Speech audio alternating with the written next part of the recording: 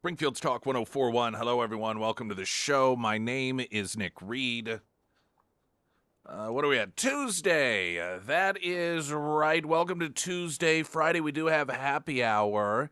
That is going to be over at Vineyard Market in Ozark. Our awesome friends there, 4 to 6. Love for you to come by. Half price or buy one, get one on beers and house wines. They're going to be doing that for us so you can take advantage of it. And then the following week, fill-ins for me, is that right? That is correct. Yes, I will just be taking a little bit of time off for mental health. No, I'm kidding. It's just, isn't that what all vacations are supposed to be? Basically. We've turned things that are normal and natural into conditions. Like, I need a mental health day. Isn't that what almost every day off is? Like, it's just a break. But somehow it's turned into a clinical condition. You're overthinking it. I mean, you know what I'm saying? Yes, Like, I know exactly what but you we mean. accept it that way. People are like, well, he had to take some time off just to get a mental break. Well, yeah, that's why you take time off. That's the whole point of it. I mean, now, of course, you have extreme examples in which people have mental breakdowns and they need to have some sort of actual medical attention.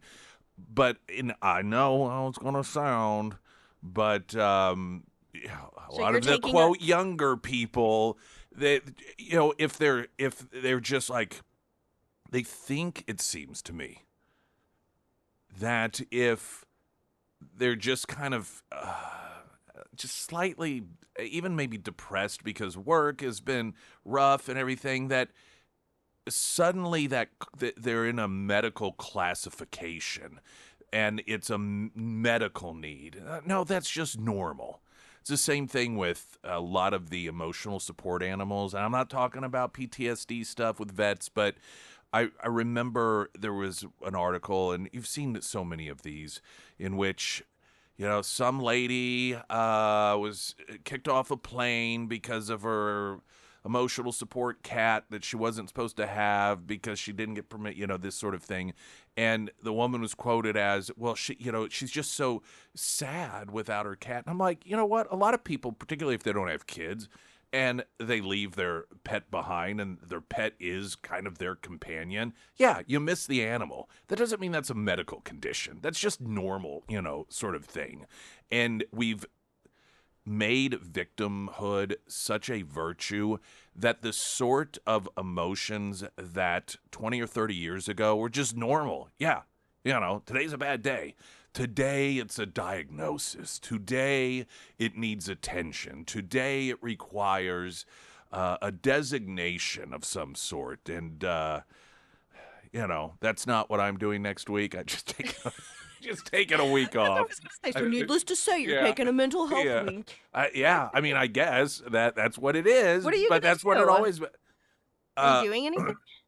Yeah, there is a group called Lord Huron that my wife is a big fan of, and they are going to be performing down at it's called the Momentary. It's sort of a relatively new venue down around Crystal Bridges, or part of that, in Arkansas. And so the tour was announced in January. I bought tickets, and so one night next week, we're going to do that. But other than that, no. I don't really have any particular plans. So I don't know what I'm going to do. Hang around the house, maybe do some work on the house. Maybe I'll drive somewhere. I don't really know.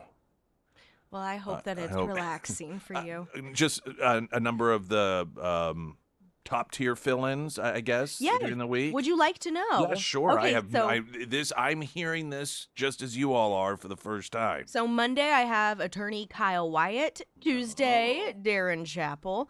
Wednesday, Dr. John Lilly. Thursday, I know. Haven't heard from him in a I bit. know, yeah. So Thursday, Bishop Davidson, and Friday, James Clary.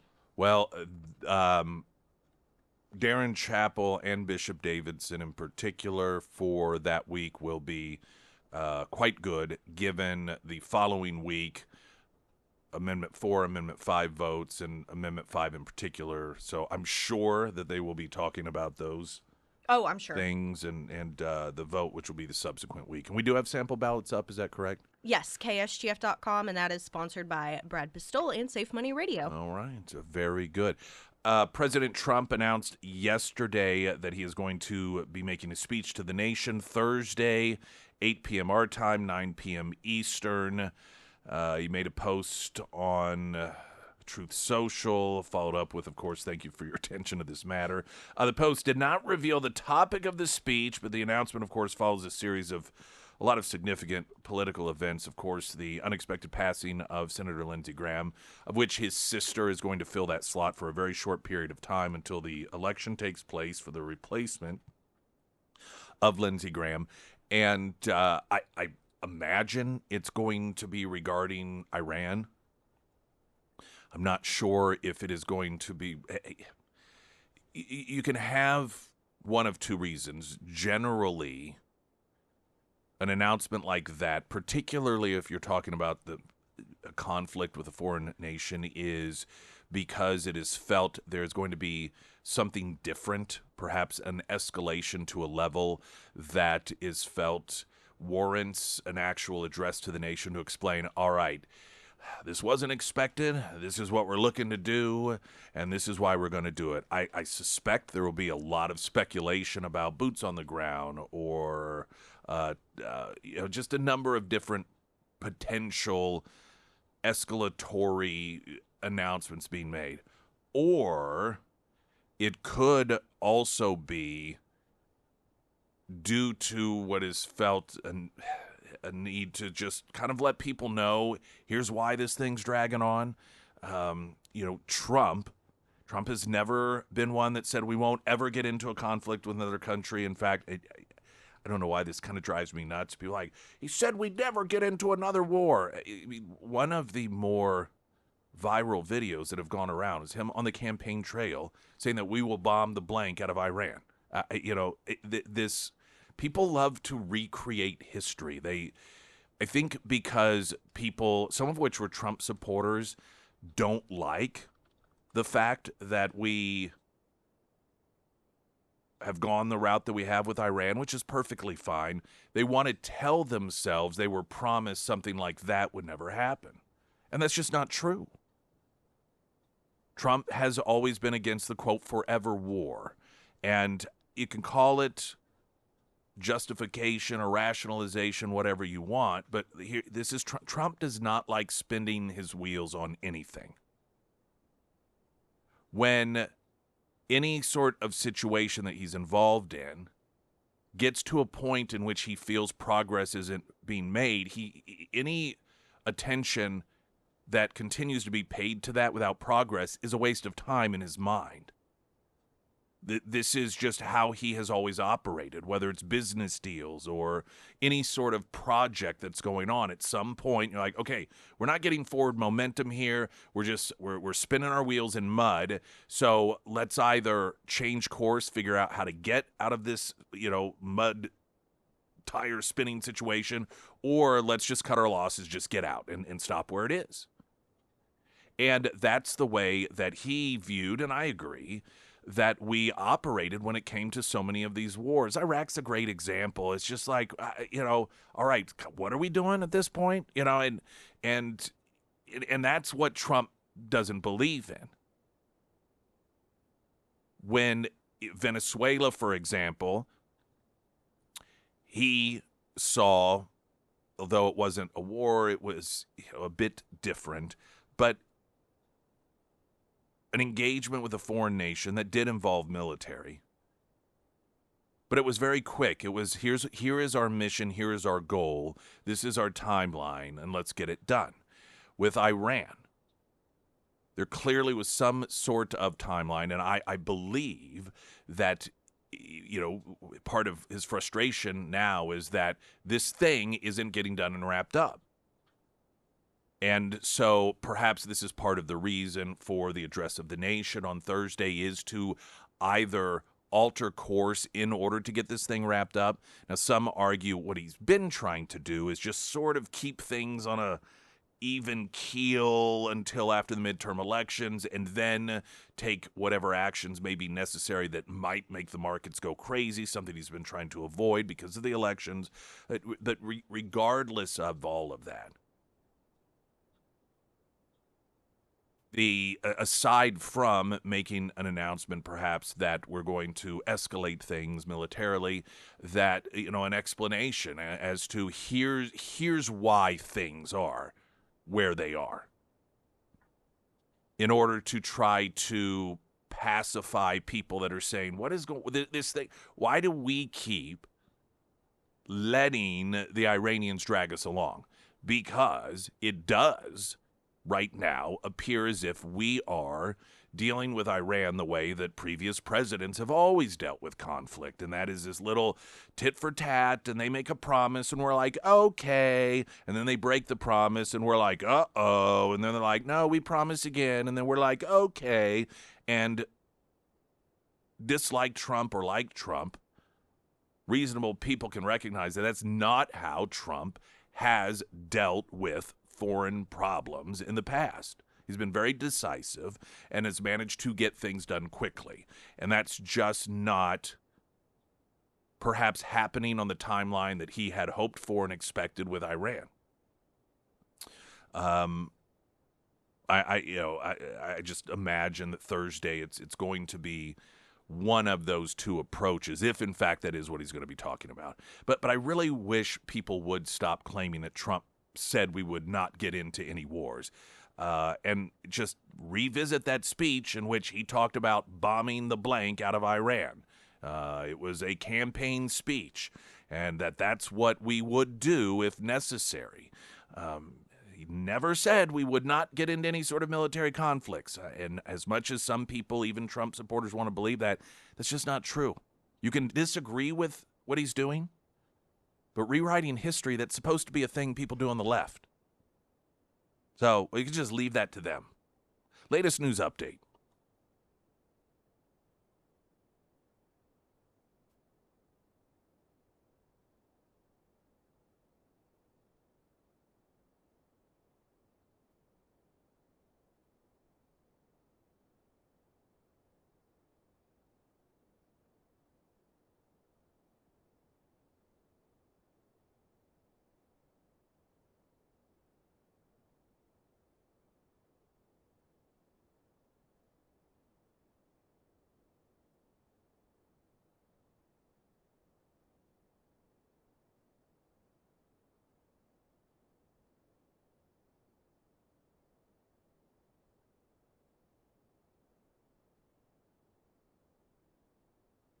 And the first alert forecast from Ozarks First, meteorologist Tom Schmidt, sponsored by St. Clair of the Ozarks Home Improvements. Today we'll see sunny skies with a high near 89 and heat index values as high as 94.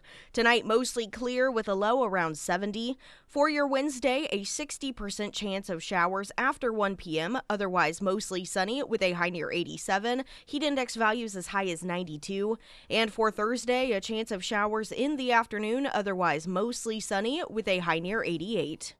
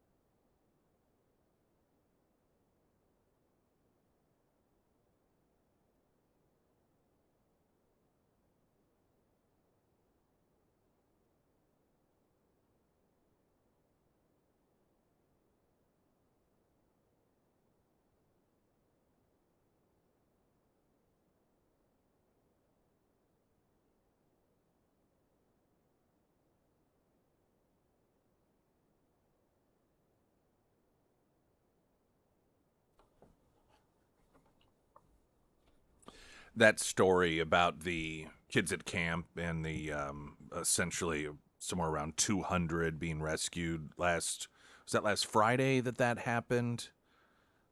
I missed what day you said it happened, Yeah, but that makes sense. it seemed like it was Friday. I remember hearing the news. I could be wrong on that, but and he was just doing a follow-up report there, and unfortunately, one adult female was swept away, lost her life. But you had these military helicopters that were, because Kehoe did whatever was necessary in order to activate that, and so they rescued some 200 kids, and that is obviously just a very scary and intense thing. Fortunately, my goodness, fortunately, it was during the daylight, right? I Right. mean, daytime, because that is where the horrific tragedy that maybe it was last year in Texas, Oh, where uh-huh.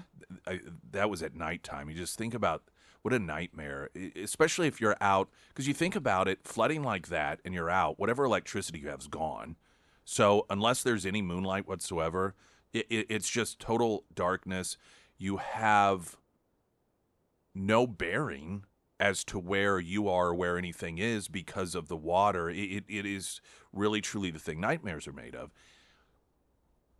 The more recent situation, however, being daytime and having the ability with the military to rescue all of those kids, that for those kids, that is probably going to be one of the most awesome experiences that they look back on. You know what I mean? Hmm. You think about it as a kid at camp, and kids are so resilient. I know if I was a kid and I was at camp and then I was part of a rescue and flew in a helicopter, a military helicopter, and just that would be, aside from the context of it all happening, like why it happened, the most awesome camp that I ever could have attended. And I kind of hope that the kids take that away from it, because a lot of times I think adults ruin, honestly, experiences like that for kids because they overprotect and make kids feel as if they should have been really scared, instead of, while of course you are scared in the moment when there's a situation like that, but then when it's okay and the helicopter ride and everything, I maybe it's different today. I don't know. In my time, especially if it was a bunch of boys, we would have probably thought this is the most awesome thing ever once we knew we were safe and flying away and everything. And I don't know if it's still that way. I suspect, if kids haven't been tainted by fear of everything, and we tended to do that, I think. And it's, I remember when I was a kid, and my dad had all this acreage, and I was visiting him for the summer, and I had some half siblings, and one of them, I don't know, she was 8 years old, and we were late at night on the four wheelers. I mean, we're all kids. I'm in maybe fourth, fifth grade, something like that, and so we're on four wheelers, and I mean we're just running them hard in the middle of the night, and we're jumping hills, and I remember getting some air, and so my sister was riding in, sort of in front of me. Again, she's little, and we get a little top heavy going down, and so her face smashes Ooh. into not quite the handlebars, but where the key would turn, Hmm. where you insert the Yeah. key and everything. And it popped her face pretty good. And there was that moment. There's like this moment when kids, something like that happens that's shocking, where they look at the older person almost. To see how they should react. Yes. Do you know what I mean? Uh-huh. And so I immediately was like, that was, because I was trying, I knew instinctively somehow there was one direction this could go or the other. And so I played it up immediately, like, that was so cool. And that's exactly the direction she went emotionally. And oftentimes when you have a kid that is younger and there is a thing that happens to them and it's never happened to them before, and it's sort of this instinct of this maybe isn't right. They take cues from the parent. They take a cue from people. And even as adults we do that. I mean, if you see somebody panic, that panic spreads. And think about how nowadays, the way adults behave with kids and act to them like everything that ever happens to them is the worst thing ever. And, oh, if a kid is mean to them at school, it's the greatest injustice ever. Well, that they internalize that as this is how you view these things. And I just think that it has unfortunately turned a lot of what are now adults into victims by just projecting that perspective in terms of a reaction to events around us as young people. So anyway, I know it's sort of a weird start off of the show, isn't it? Very philosophical. I don't know what's going on. You need that mental health I week. do. I know that is exactly what I need. Speaking of random thoughts here before the break, I was watching Seinfeld the day before yesterday, and there was the episode in which Jerry and George are at the airport, and their ride doesn't arrive or something, and there's a limo driver there with a sign that says O'Brien, and Jerry says something about, well, that guy's going to be waiting a long while because O'Brien, in Chicago, he wasn't allowed on the plane. And so George is like, hey, well, that guy clearly doesn't know what O'Brien looks like because he's holding the sign. Let's say you're O'Brien or I'm O'Brien and get a limo ride. Well, it turns out that O'Brien is a white nationalist that is slated to speak at Madison Square Garden. And it turns into this whole crazy scenario in which George and or Jerry is thought by these mobs of people to be this white nationalist. It's going to be speaking at Madison Square Garden, and New Yorkers are just rioting over the fact that an anti-Semite would be allowed to speak in New York City. And I thought to myself, how different New York City is today than it was when they wrote that episode.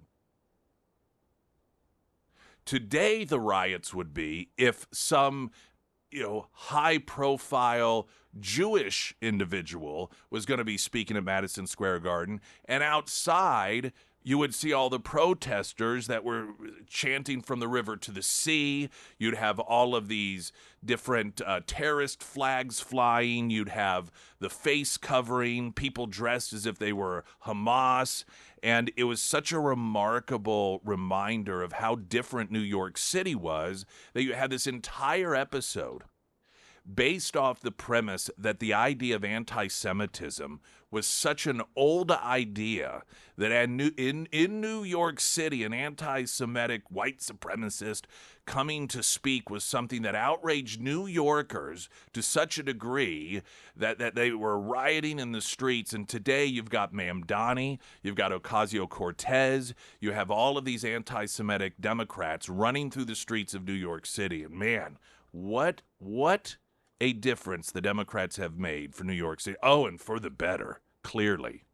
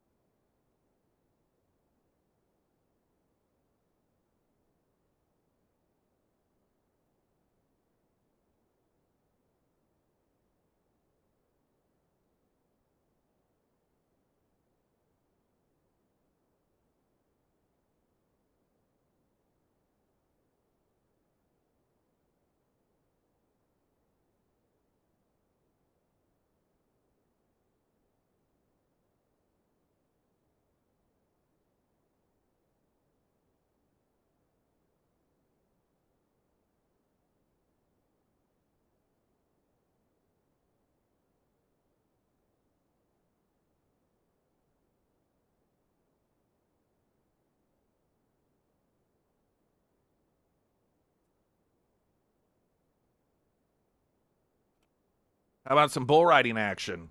Huh? Am I good to do this? Oh, no, this Nope. happens after 8. Nope. Okay. Now I see. Now I know why they're all clustered at 8 o'clock. Okay. Well, we have a bull riding related announcement to make in the 8 o'clock Thank you, hour. Nick. Yes. And your chance to win stuff. I don't think I broke any embargo with that information, did I? Am I Uh, okay? I think you'll be all Okay. right. All right. We do have happy hour. That is coming up on Friday, 4 to 6. And love for you to come out, hang out with us, because this is a lot of it's for me, gives me a chance to hang out with you all. I get to do that, obviously, on The Great Escape, but not everyone gets to go on that. Happy hour is a little easier for some of you than getting away to The Great Escape, which we still have some openings left, ksgf.com.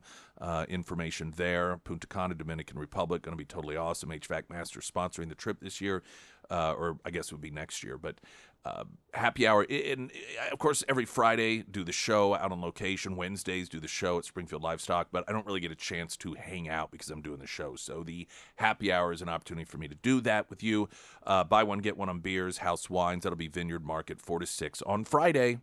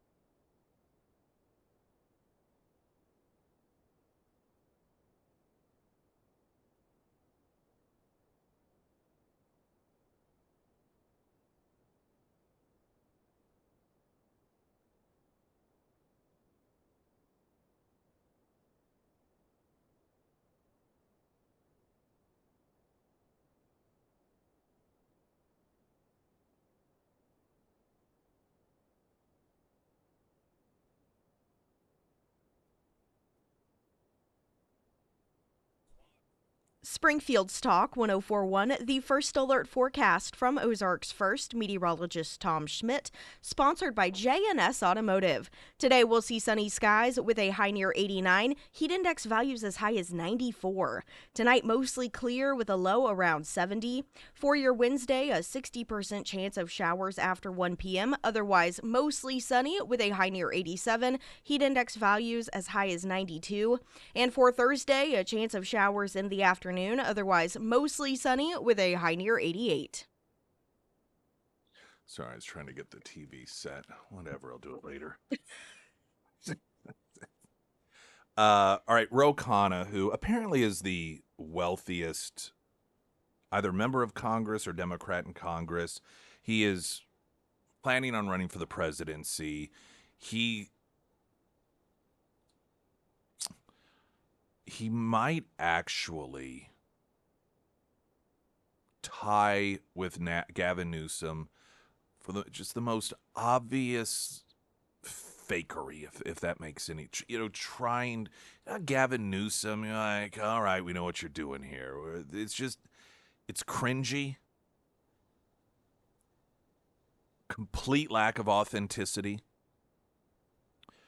Ro Khanna's most recent big fight has been for Graham Plattner. He was one of the big pushers of Graham Plattner until, of course, the Graham Plattner train derailed as the Democrats laid the dynamite on the track. And Ro Khanna on Sunday was out there saying, yeah, we just need to do a better job of, really figuring these people out, which, of course, they knew. I do think it's funny, though, the framing of that. The framing of that is, we just are really bad at noticing how horrible our Democrats are. That's because in saying that, it wasn't just about Graham Plattner. You got the Swalwell situation, you got the Biden situation, and that's why I noted we've got to get better at this. Maybe there's something wrong with your culture, with your ideology. If you consistently have these sorts of people that you end up supporting and promoting for higher office. Maybe the problem itself isn't your observation skills, but it's the fact that there are so many of these people in your party that get elevated to begin with. He recently decided to head over to a Palestinian village. And while he was over there was a armed civilian check, because in this portion of it, you got to understand, you have to remove the mindset of America. Things operate differently there. And because of the high level of terrorism by Hamas and Hamas sympathizers, Palestinians, particularly after October 7th, while there is the Israeli military, there are also civilians, and every Israeli civilian goes through the military. It's not like the United States where it's only voluntary, and so they're all trained. And in order to give a sort of level of support and just to protect themselves in the community, civilians oftentimes watch guard, and then if they see something or detain someone as the first level of defense, then they will radio to the official military backup in order to come and assist. This is how it works over there. And as you can imagine, there are certain areas of that country and in that area that are pretty volatile. And so Ro Khanna decides to go along with some other activist that was a Park Crest shooting survivor. I mean, you talk about people that have capitalized off a tragedy, to do a fact-finding mission so that they can factually learn how evil the Jews are, of course. They try in a bus. Buses, by the way, are oftentimes used as devices in order to blow up people and kill people in that region of the world. Without any announcement, now here's this sitting, and there's a New York Times reporter with him, of course, other liberal activists. They attempt to go into what is essentially a no-go zone. And they're stopped. And the military, they're stopped by civilians that are armed, trying to prevent any form of terrorism. And Ro Khanna, by the way, they gave no heads up whatsoever that they were going to try to do this. Just show up out of nowhere. So the IDF gets wind, something's going on. The IDF comes over and they realize, and they're like, yeah, it's fine. Everything's okay. Ro Khanna attempts to turn this into an international incident, claiming he was detained and demands that people be arrested for this. And he also sent out a fundraising email. Like, right in the mix of all of this. Now, the way Ro Khanna, of course, put it is that they were detained and that, this was harrowing and it was frightening. And, of course, the IDF, they're like, no, that's not what it all happened. Here's what happened. It's very clear what Ro Khanna was trying to do.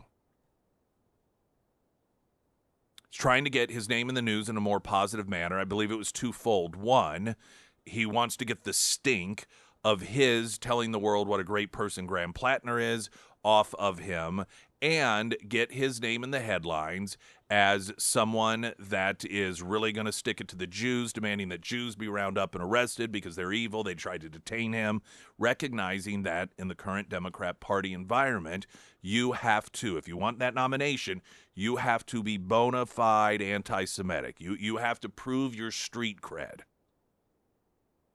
And what better way to prove your street cred than to actually go over there and have some sort of confrontation in which you're able to prove that the Jews are evil?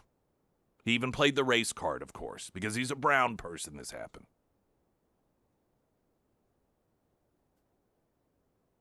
Now, of course, there's a number of components to this that make it so clearly and pathetically obvious that all of this is staged.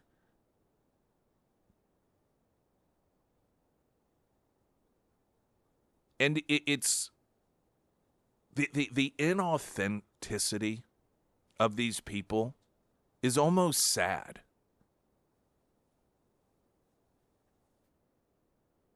The Democrats have gotten to a point where they have recognized that there's two components to winning an election.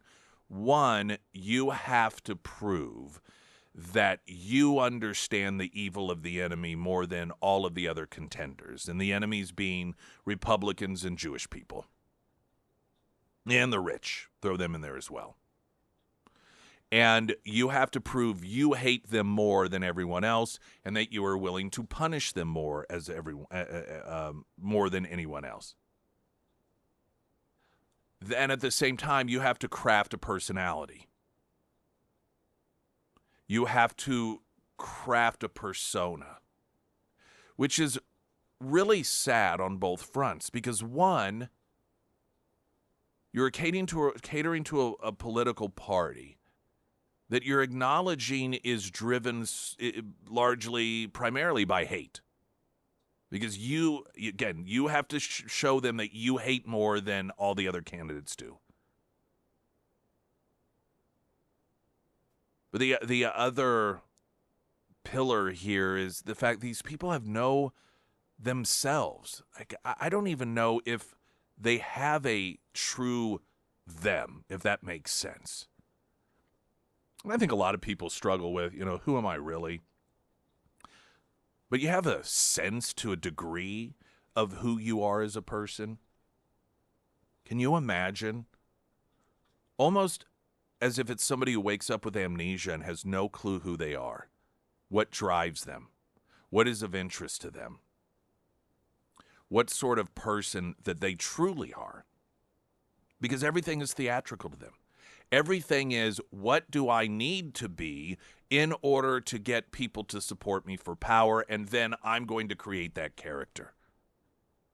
And I believe that if you have that mindset for an extended period of time, you really, in your own mind, erase any true self that exists.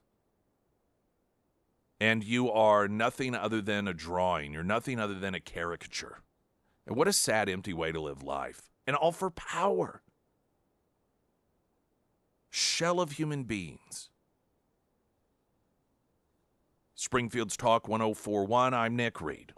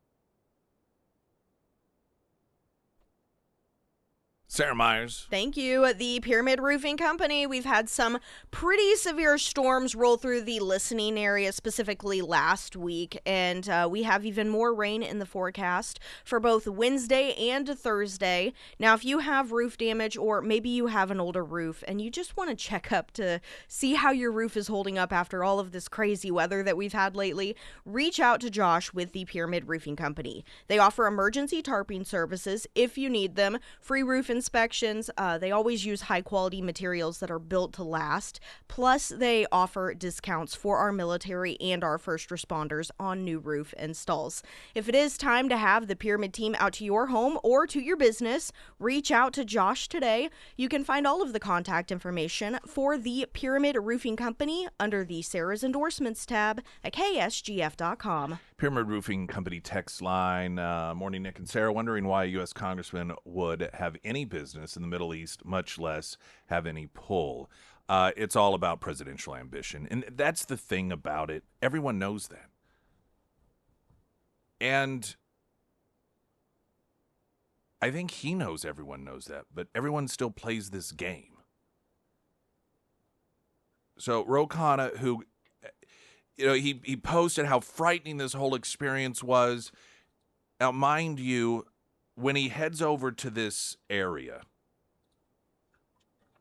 which is essentially it's a no-go zone that they were trying to get into. It's closed off, and came into a civilian blockade. And then the IDF, they get wind of it, and so the IDF comes over and they're like, nah, it's fine. Just here's where you can go, here's where you can't go, no big deal. Ro Khanna turned it into a big deal, claiming IDF detained them for 20 minutes. IDF's like, no, actually, we told them you're fine to go.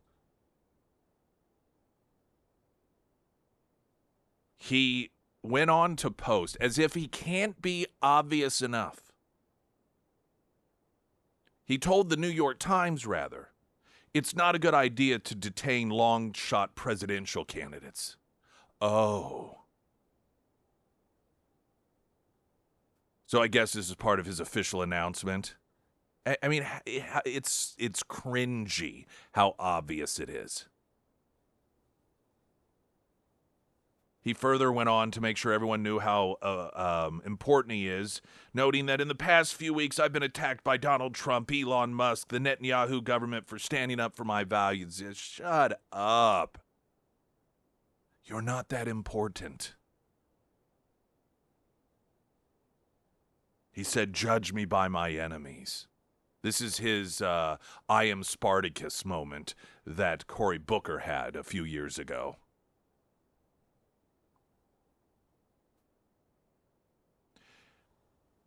This is, though, the secret that he revealed. You're a sitting congressperson, and you head over to a region of the world that you know where you're going. This was a fact-finding mission. He gave no one in the Israeli government a heads up. IDF, no heads up. If you truly and genuinely feared the IDF, if you truly and genuinely felt that the IDF was committing genocide and that they were so unhinged, they would just mow through any random civilian with firearms. Would you really not only go there and visit, but not let them know you were coming? That's like a house in the neighborhood that you genuinely fear because it's got, in your mind, your belief that there are psychotic, murdering drug dealers in there that you don't want to mess with. They're responsible for deaths. Would you walk into their house in the middle of the night without letting them know? Of course not. Not unless you're suicidal. Ro Khanna acknowledged here he doesn't believe any of this crap that he spreads about the IDF. He doesn't believe that they're truly dangerous and unhinged and that they are committing genocide, because if he did, he would not have unannounced, without giving them a heads up, showed up in a bus in their area that they are watching over. What he did is proof he knows. What his so-called fact-finding mission was looking for is all based on lies.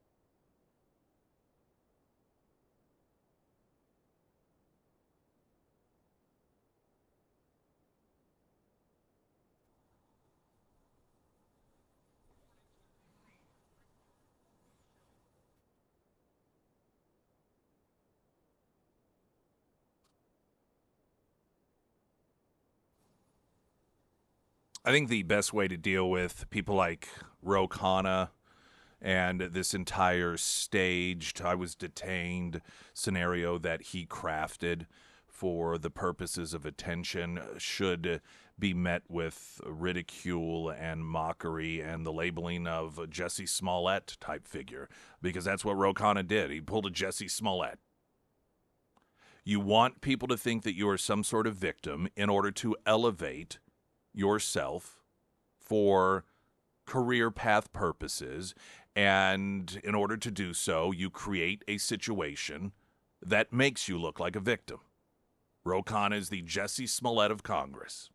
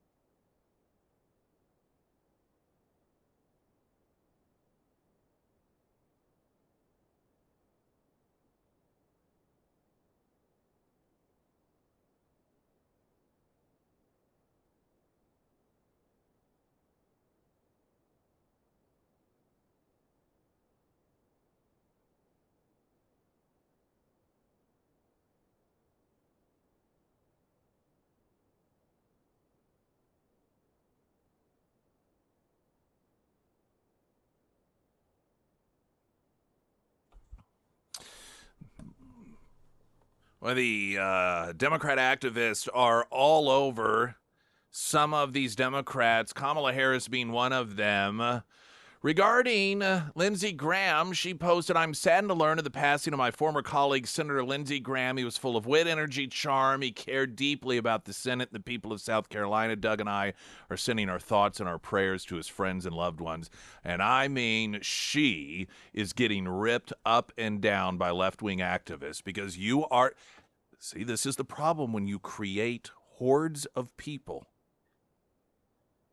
that live, breathe, their lifeblood is hatred. This is the problem when you convince a group of people that other people are straight up evil and Nazis and Hitler, and then when they die, you act like you're really sad about it. You see how that doesn't compute? Nor would it. This is what a lot of people have a more difficult time wrapping their minds around or just really understanding. You and I hear Democrats, people like Kamala Harris, refer to Republicans as fascists, as Nazis, as dictators, claiming that they are going to destroy the environment, that they are an existential threat to humanity, that LGBTQ people, they want them all dead and in concentration camps, and they say all of these things. And while you and I recognize that it's absurd rhetoric, there are millions of people who literally believe them. They truly believe this stuff. We laugh when we see the videos of some of these left-wing people break down and the way they were sobbing and screaming when Trump won re-election. That's because they actually believed the things that people like Kamala Harris say about Republicans. In Kamala Harris's mind, in the minds of Democrat leadership, that's just stuff you say. I mean, yeah, they hate Republicans, but, even behind closed doors, I suspect that because Lindsey Graham is a nice guy and polite to Democrats, that Kamala Harris, she probably did think he was a nice guy, and she's being honest about this. But because she's, frankly, not a very nice person, even though she knows people like Lindsey Graham aren't actually these horrible things that he was painted as by Democrats, well, that's just what you say. That's politics. That's just the world of politics, see? I mean, of course, Lindsey Graham's not a Nazi, but, it's all politics. The problem is a massive segment of her voter base truly believed her. This is why they try to murder and at times do murder Republicans. They think they are saving the world. They think they are saving the country. They think that it is an act of self-defense. So whenever Kamala Harris or Elizabeth Warren or any of these other Democrats suddenly talk warmly about someone that they have spent years convincing millions of people is a reincarnation of Hitler, you can see how that's a little bit confusing and how it makes them angry. They're like, what are you talking about? See, some of this it's delusion. Some of it is emotional, mental disability. Some of it's just, you hear a lie over and over again, it becomes the truth. It doesn't ever really cross the minds of those Democrats in terms of that voting base that it's rhetoric meant to rile them up. It never really crosses their mind that Trump isn't actually a dictator. He's just the opposite political party, and they don't like him, so they say those things about him because the other stuff didn't work. So they had to ramp it up and ramp it up and ramp it up. And at some point, you get to the point where you're like, yeah, he's the Antichrist. He's Hitler. Where else do we go from here? There's nowhere else to go. It's why they try to murder ICE agents. It's why they justify trying to murder ICE agents. It's why Antifa, is activated as actual terrorist cells, and we've seen them take action. It's why Bernie Sanders' campaign volunteer tried to murder all those Republicans on the softball field that day. It's why after Chuck Schumer stood on the steps of the Supreme Court saying, "You won't know what hit you," and called out specific Supreme Court justices, and then one of the Democrat activists tried to take him out. Because what Democrats use as rhetoric for political purposes, there are humans out there who believe them. And we're way past the point of Democrats pretending like they don't know that. You can have only so many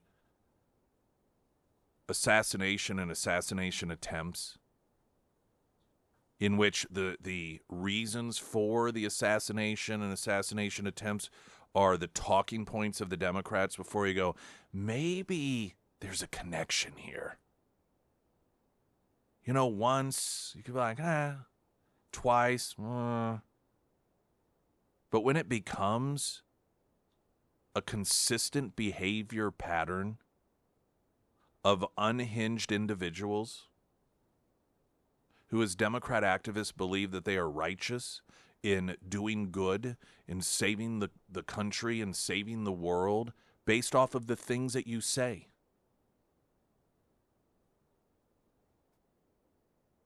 I mean, I'm going to say something that some people may think is, I don't know, bold or whatever. Like, well, but, Republicans talk about Democrats destroying the country, and, so they do the same thing. But here's the reality of it. The Republican Party does not have a significant presence of mentally unhealthy people within its party.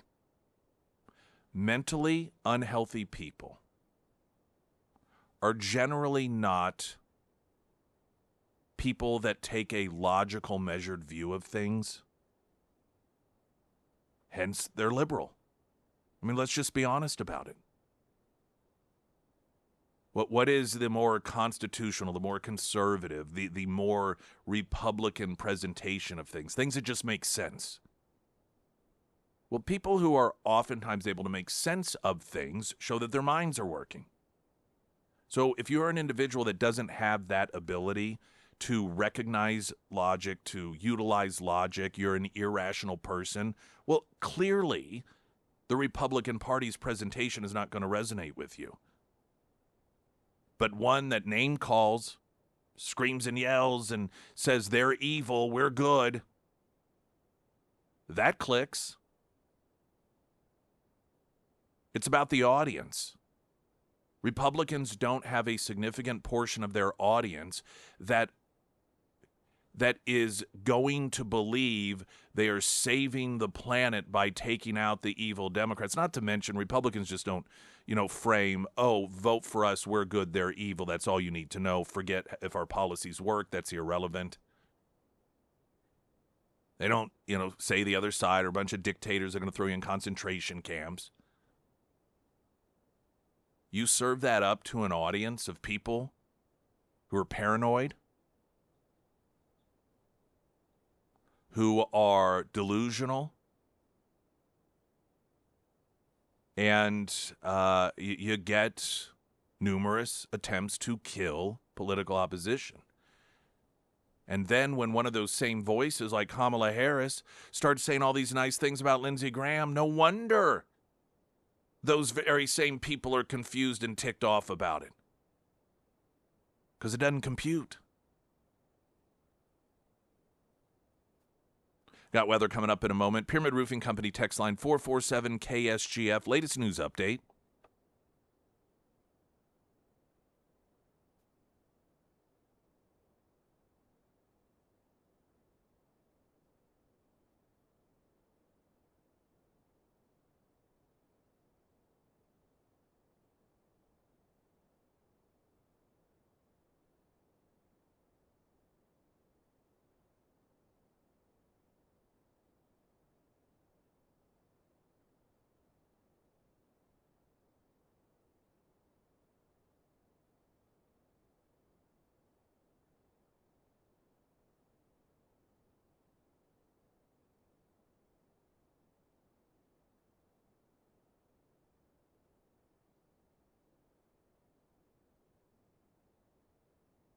And the first alert forecast from Ozarks First meteorologist Tom Schmidt, sponsored by St. Clair of the Ozarks Home Improvements.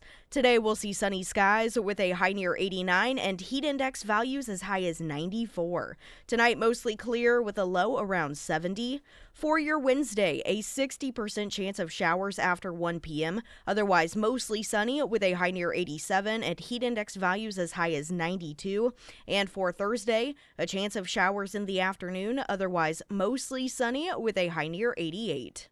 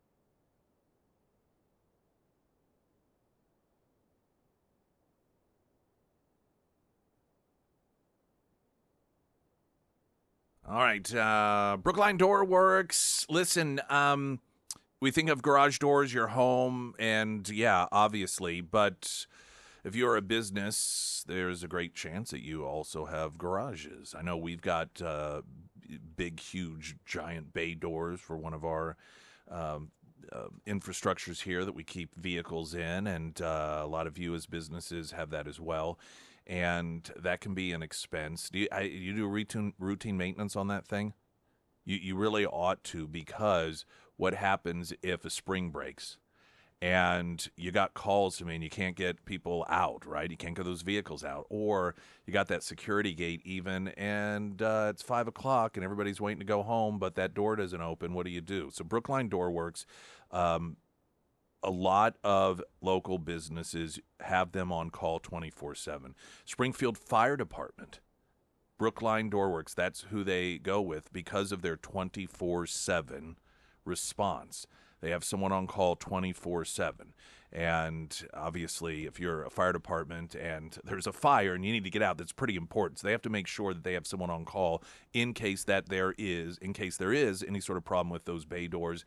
And they provide that same service to residential folks as well. You don't have to be firefighters. You don't have to be some business with a fleet of vehicles. I got the same service. You can too. Brookline Door Works, doesn't matter when it is. Any sort of garage door issues, problems, won't open, whatever it may be, you can reach out to them and they will service you. BrooklineDoorWorks.com, also under Nick's endorsements at KSGF.com. Someone I was talking about Ro Khanna, and I compared Ro Khanna to Jesse Smollett. Ro Khanna creating a situation so he could portray himself as a victim over in Israel by unannounced showing up in a pretty volatile area, and then you had armed civilians that were like, "What are you doing here?" The IDF gets called over, and the IDF kind of clears him and says, "Okay, it's fine. That's an area that's no go over there. You can go over here," and so forth. Ro Khanna turned it into, "We were detained for 20 minutes. These people need to be taken to the world court." And, suddenly he was a victim. He played the race card, managed to throw. He had a New York Times reporter with him, told the New York Times, "You're going to find out what happens when you take a presidential candidate and treat him that way." And it's just all so staged. I compared it to Jesse Smollett. An even better comparison came in on the Pyramid Roofing Company text line. Hillary under fire. Hillary Clinton, one of her fanciful tales was that she had flown into, I believe it was Bosnia during the conflict that was going on over there, and that getting off the plane, they were, quote, dodging sniper fire. She had to run, dodging sniper fire. And then photos emerged. See, this was before the internet existed in the capacity it does today, where you could just get online and look for things. But what would eventually surface were photos from that day on that tarmac. And by dodging bullets, what she meant apparently was accepting flowers from local children, because that's what happened on the runway that day. And, of course, she was mocked for it. But this really does, if you notice, vex people on the left. They are so insecure about their abilities, about their experiences. They have to make up these fanciful stories of things that never actually happen. And that's not to say you don't have Republicans that at times make things up, but it's more the exception, whereas for Democrats, it's the rule. You can all but guarantee any high-profile Democrat has a resume that's filled with, at the least, enhancements, and at the most, and in all likelihood, straight up lies. It's like Walter Mitty. If you've ever read, was it called Walter Mitty? The Secret Life of Walter Mitty. It's like Walter Mitty running for office. Oh, I wanted to share with you, because I think this is great advice. I've got to look this up. So, oh, well, shoot. Now I'll save it for a separate segment. I wanted to share this first. The World Cup, the lead up to it, most of us who love America really enjoyed watching visitors come here and just have their minds blown about how awesome this country is, and the revelation that they've been lied to. They've been misled about America and Americans, and that we're an incredible country, and the people are incredible, and the diversity of options are incredible, and just, we loved seeing that, unless you hate America. One of the people one of the social media people that got a lot of attention was Freddie. Freddie was a German soccer fan, and he never really did photos or videos, but just would post these different experiences, going to Taco Bell and how awesome it was and this sort of thing. And his became one that got a lot of attention. He went through, I think it was Instagram. No, maybe it was X. Yeah, it was Twitter X. Yes. And a couple of 3 weeks ago or so, he pulled off of Twitter because it had become toxic. The reason it become toxic is, I'm sure he's not the only foreigner praising America that was subject to this. Leftists were attacking him. American leftists. They were sifting through years of posts trying to find something that they could use against the guy. They thought they really had him at one point because he had made some postings or something on social media or the internet regarding some time he had been in San Diego, I believe it was, a few years ago. And they really got excited thinking they were exposing him as a fraud because he had been to America before, which he never said he hadn't been. He wasn't claiming this was his first time in the country at all. Now, a lot of the people out there that were getting followers and attention, it was their first time in America, but he never said it was his first time in America. They were relentless. They doxed him. trying to just destroy this guy, discredit this guy. Why? This is how messed up it is. Because he was saying nice things about the United States of America.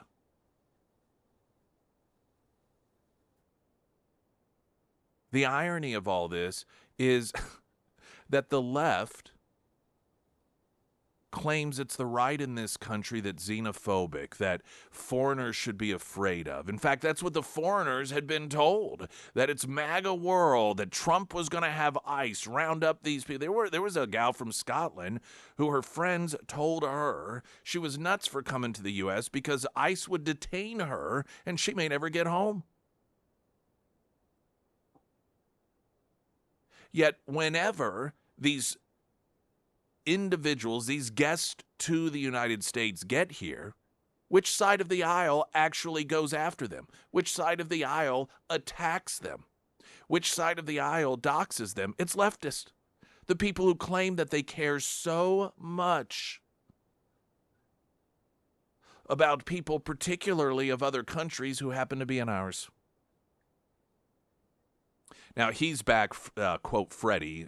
I don't know if that's his real name or not. He is back in the news because he's come back to social media. I think he's in South Carolina, and he fully acknowledged he stepped away because of the toxicity. So I just can't believe how nasty people are being. But he's decided, he's not going to let that stop him. He's not going to let negative people, awful people, prevent him from posting positive things on social media. And he's talking about the left. What a shameful thing.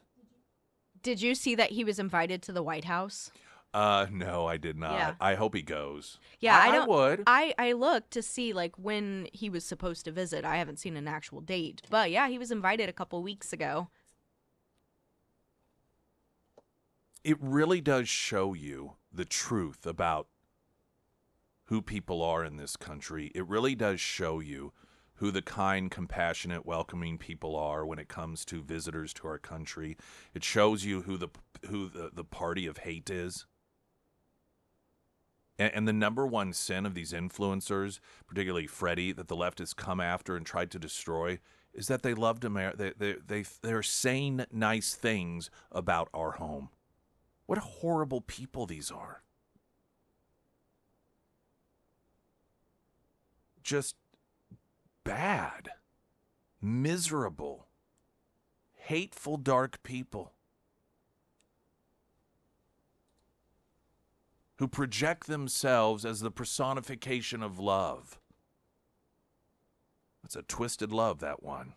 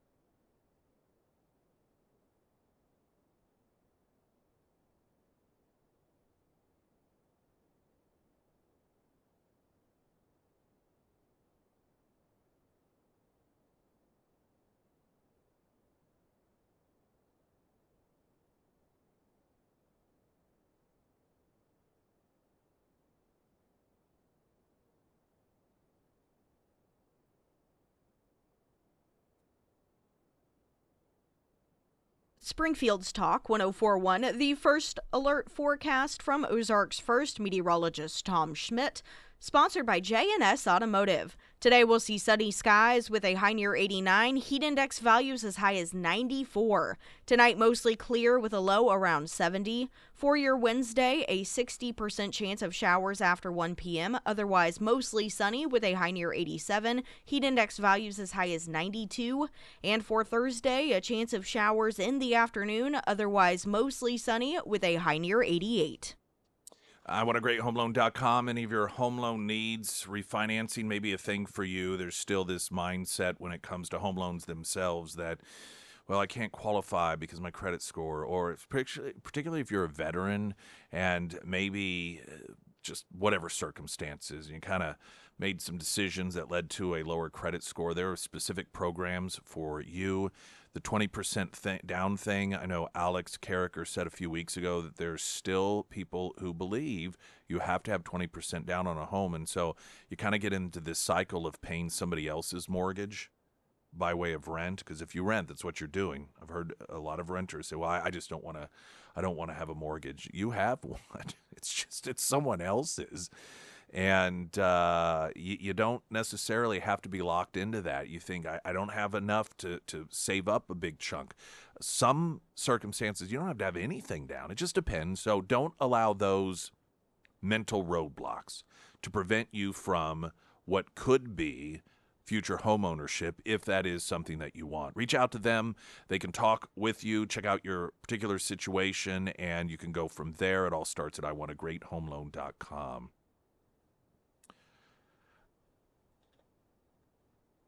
Bernie Sanders has this reputation that is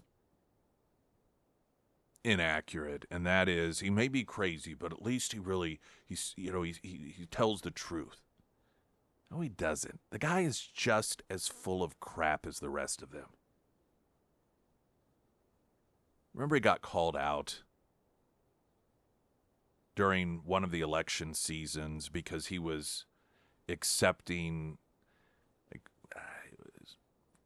I don't recall if it was the flights being paid for by really Richies, or he was getting, but it was private jet stuff. And he's like, well, what am I supposed to do? Right, regular plane? I can't do that. Oh. Or was it last year he went to Burning Man? There's a documentary series on HBO right now about Burning Man, and the description notes that, how it started out as sort of an anti-establishment thing, but now it's totally, it doesn't describe it this way, but it describes it as turning into a multi-million-dollar annual event and everything, and essentially it has become everything that the anti-oligarchs claim that they're against. You look at the people who post on social media going to this. It's all the affluent individuals, and you have Bernie Sanders and Ocasio-Cortez show up there talking about really sticking it to the man. Like that, this is the man. And these people just lap it up. The brazen hypocrisy that is so... It's not even hidden. They don't even try to hide it. Bernie Sanders posted yesterday, perhaps, it's not complicated. Trump doesn't believe in democracy. He hates democratic Europe and loves the oligarch dictatorships in Saudi Arabia, the UAE, and Qatar. He wants to stifle dissent in the media and arrest his opponents. Like, what?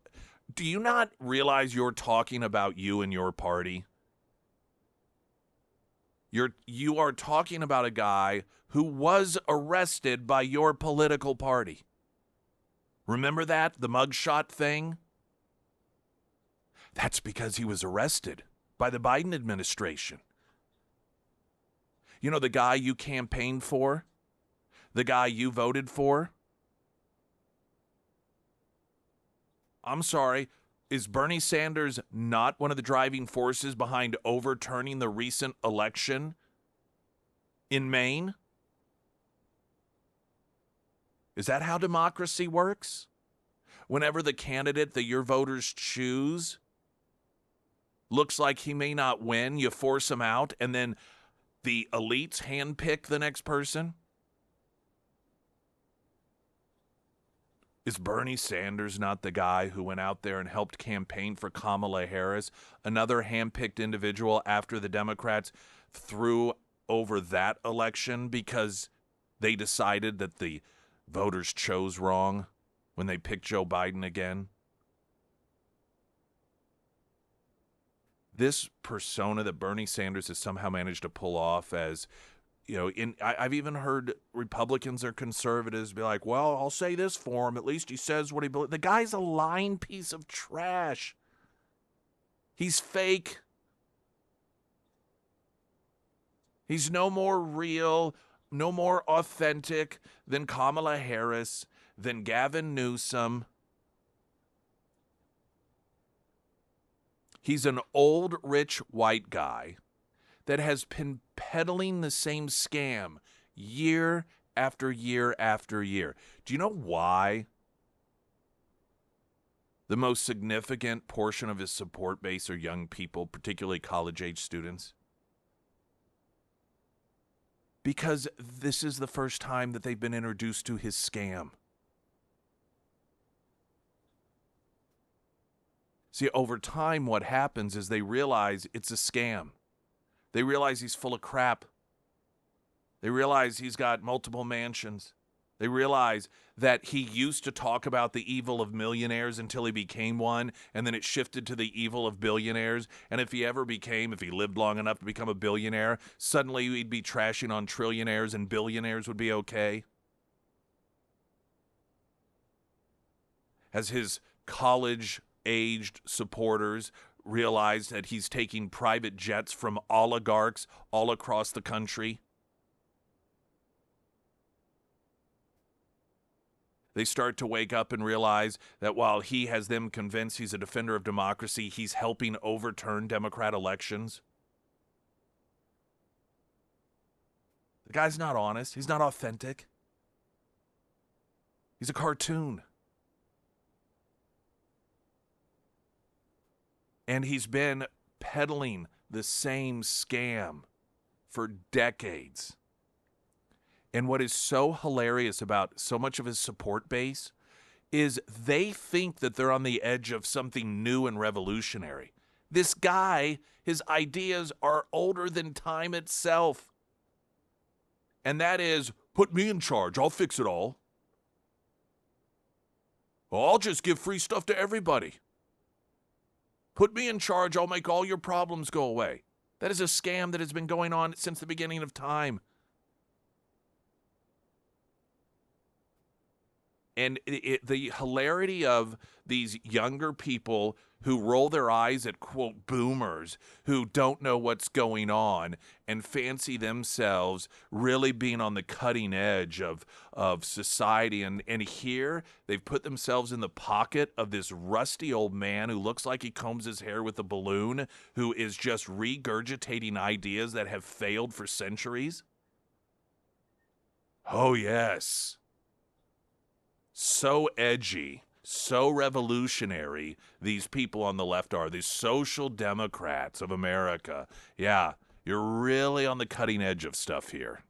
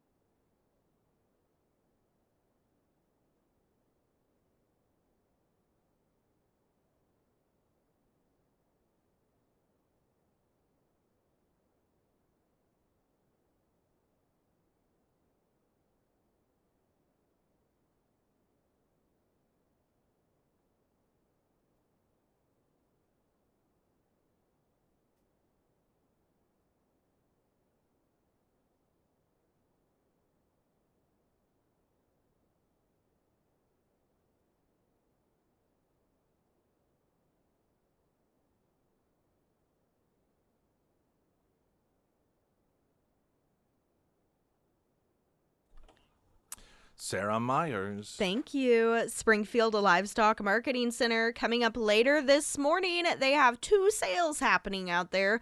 Starting at 10 a.m., they will host their dairy sale and their Holstein steer special. Now, if you can't make it out, no worries, because they do offer live streaming and online bidding as well. And I recommend that you check out their social media if you want a sneak peek before sales, because they post photos, videos, usually a flyer of what's been consigned early, plus they post market updates as well. And I do also want to remind you that we will be out at Mingles. That is the cafe inside of Springfield Livestock. We'll be out there tomorrow for the Wednesday Roadshow. Hope to see you out there. Now, for more information on Springfield Livestock, you can find all of that contact information under the Sarah's Endorsements tab at ksgf.com. A girls' frisbee team was disqualified from competition for misgendering. Ugh. Yeah, I know, isn't this great? It's another put the girls in their place story by the left. This is Town Hall, yet another story about girls being punished for speaking the truth about boys competing in their sports. This time, girls were barred from an Ultimate Frisbee National Championship in Oregon for misgendering a player on an opposing gender-diverse team. Parents have come forward to allege that a girls' ultimate frisbee team from Oregon was disqualified from a national high school tournament after being accused of misgendering a non-binary player from an opposing team. The Ultimate High School National Invite, held June 12th through 13th in Oregon, had several males playing on girls' teams. USA Ultimate, the governing body which oversees ultimate frisbee in the United States, is known for having an extremely broad gender-inclusive policy. In other words, it doesn't have one. I mean, that's the thing. If you don't acknowledge the difference between boys and girls, then there is no policy. Anyone gets to do whatever they want.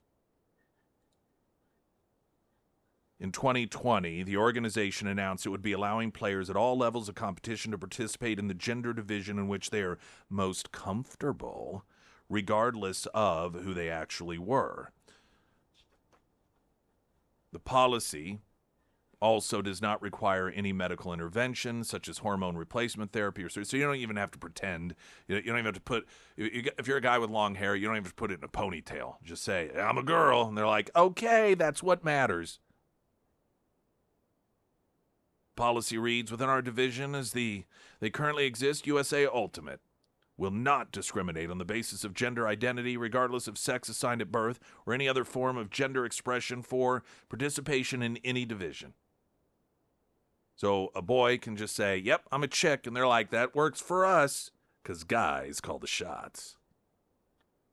I love how there are no gender diverse teams playing in the men's division, but somehow all of the gender diverse players end up playing on the women's team. Yeah.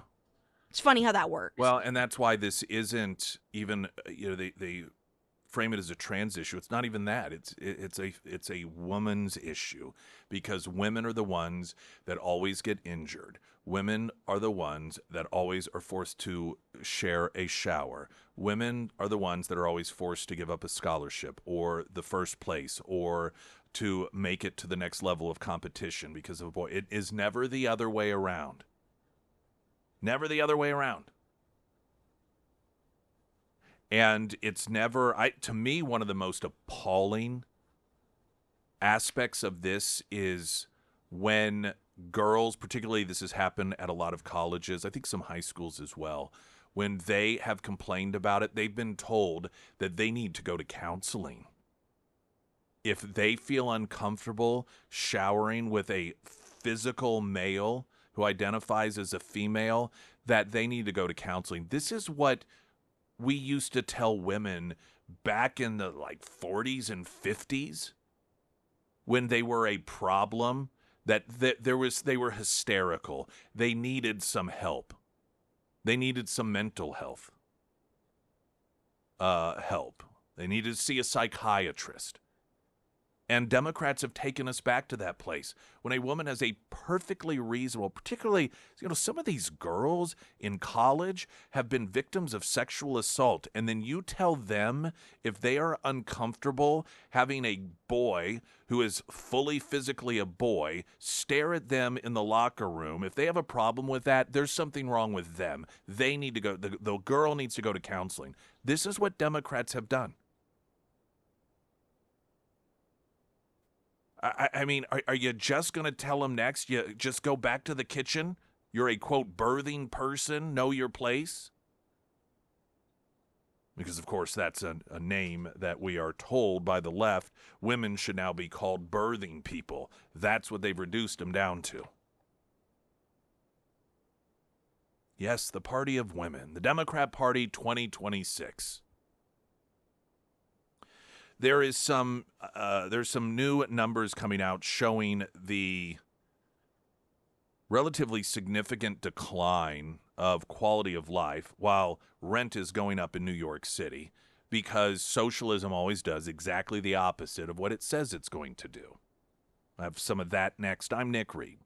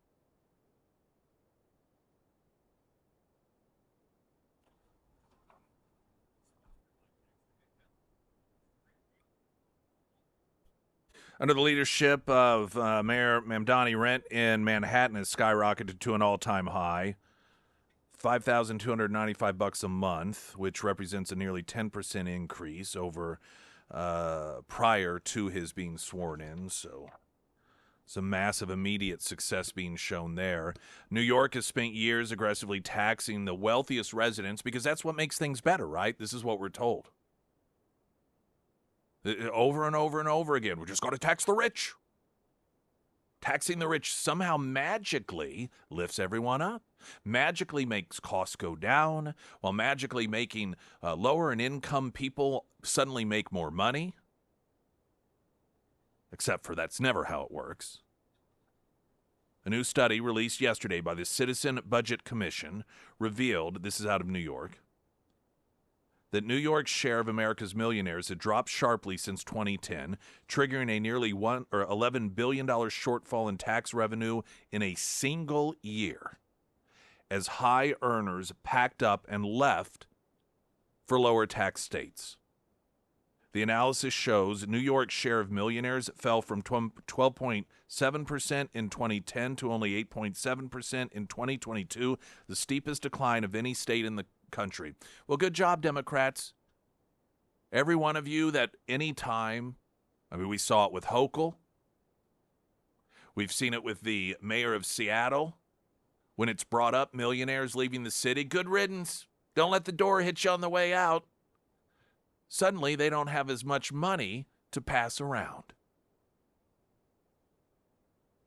As a direct result, personal income tax collections in 2022 alone were roughly $10.7 billion lower than they otherwise would have been. Well, how's that? Because I thought the rich didn't pay any taxes. That's weird. That's what we've been told, right? That billionaires pay less taxes than firefighters and teachers. How many times do we hear that on the campaign trail? You see, the Democrats have convinced voters that millionaires don't pay any taxes. That any time tax cuts were provided even to middle-class people, the Trump tax cuts, for example, that they cast it as being tax cuts for millionaires on the backs of working people. And so what you have is a population who genuinely believes that a firefighter and a teacher pays more in taxes than a millionaire does. So based off that logic, all those millionaires leaving, sure, go ahead. What do we care? You don't pay any taxes, except they pay the bulk of them. And now, in New York, $10.7 billion less in 1 year alone. So congratulations. Democrat policies at work. You know, CNBC, there's another story, and it's related. I thought this was somewhat interesting. 9 out of 10 of the most expensive states are run by Democrats. The party that's running around talking about affordability, 9 out of 10 states they run are the most expensive states to live in the entire country, the exception Florida. Do you know why that is? Now, hurricanes are a factor, which is there's nothing you can do about that. But the other driving factor is because it has become so popular. It's kind of a supply and demand issue thing. People have fled to Florida from these other Democrat states, and because of supply and demand, that has raised the cost of living. So they've become a victim of their own success. And of course, the most affordable states are all run by Republicans.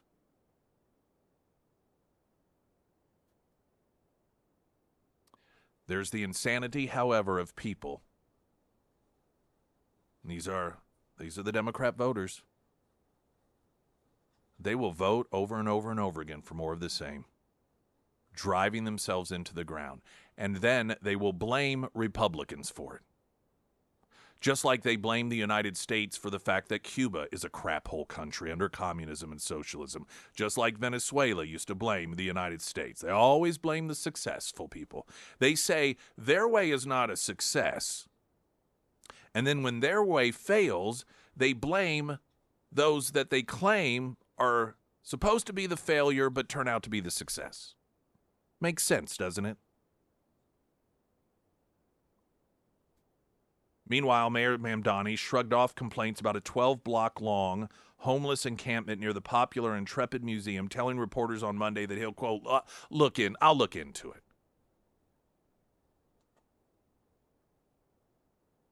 Hudson Yard's mom, Diana Cobbitz, told the New York Post Monday, I don't think he's done anything. It's still the same. There might even be more people right now out on the streets. You see people walking around half naked in the street, she said.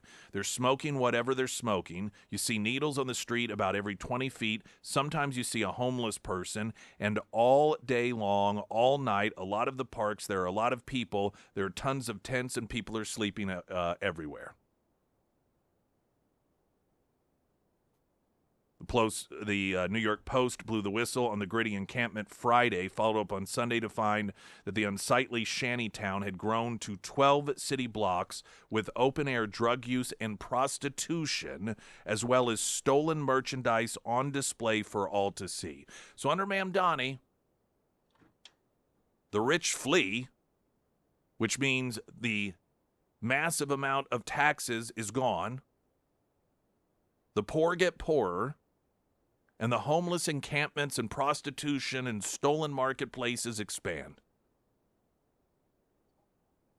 This, friends, is socialism.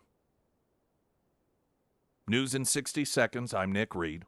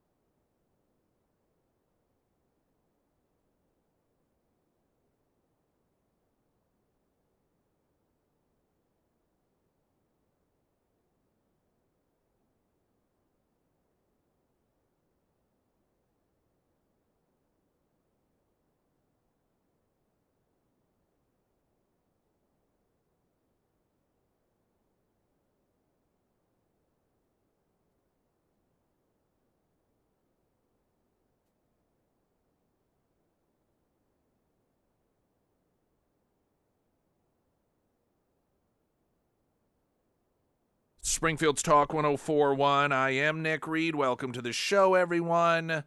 Oh, now I can make this announcement I accidentally almost made earlier this morning. Yes, you can finally make the announcement. This Labor Day weekend, experience elite bull riding action at Thunder Ridge Nature Arena. There will also be live performances. Chris Jansen on Friday, September 4th. Ooh, Miranda Lambert on Saturday, September. This is the first time I'm reading this. It's going to be a good one. I mean, we've sat in meetings and talked about this, but I just didn't know what all was involved. Miranda Lambert, Saturday, September 5th. Your chance to win tickets. Text the keyword to the Pyramid Roofing Company talk and text line. Today's word is thunder. So we're going to, what is this? Okay. So is this a ticket for both days? How does this work? Yes. So if you are selected as a winner, you will get a 3-day pass to the PBR, as well as tickets to see Miranda Lambert and Chris Jansen. So is the bull riding on? It is on Friday, Saturday, and Sunday. Okay. Yes. Now, the concerts are on Friday and Saturday, but there is 3 days of bull riding total. Man, I actually wouldn't mind going to this. Well, you can't win. All right, well, whatever. So text the word thunder. Everyone else, 417-447-KSGF. That's for pair. Now, every day we'll have a different keyword. That is correct. We also have a bonus chance to win at KSGF.com. Yes. All right.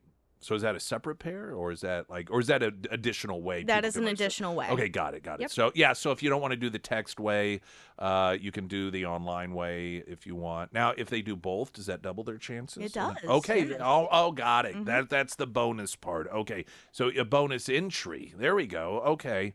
See? Should I read through these before I go on air? Probably. All right. Text the word thunder to the Pyramid Roofing Company text line 447-KSGF, and that'll be your chance to win a pair of 3-day passes for that event. I'm sure we have details at KSGF.com. That is correct.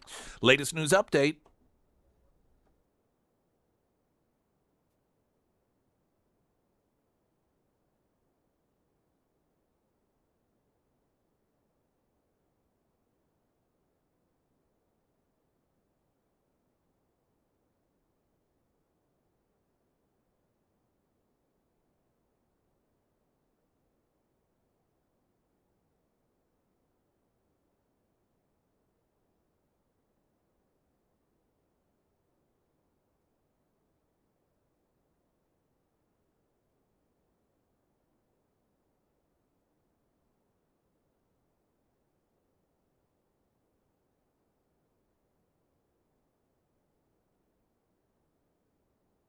And the first alert forecast from Ozarks First meteorologist Tom Schmidt, sponsored by St. Clair of the Ozarks Home Improvements. Today we'll see sunny skies with a high near 89 and heat index values as high as 94.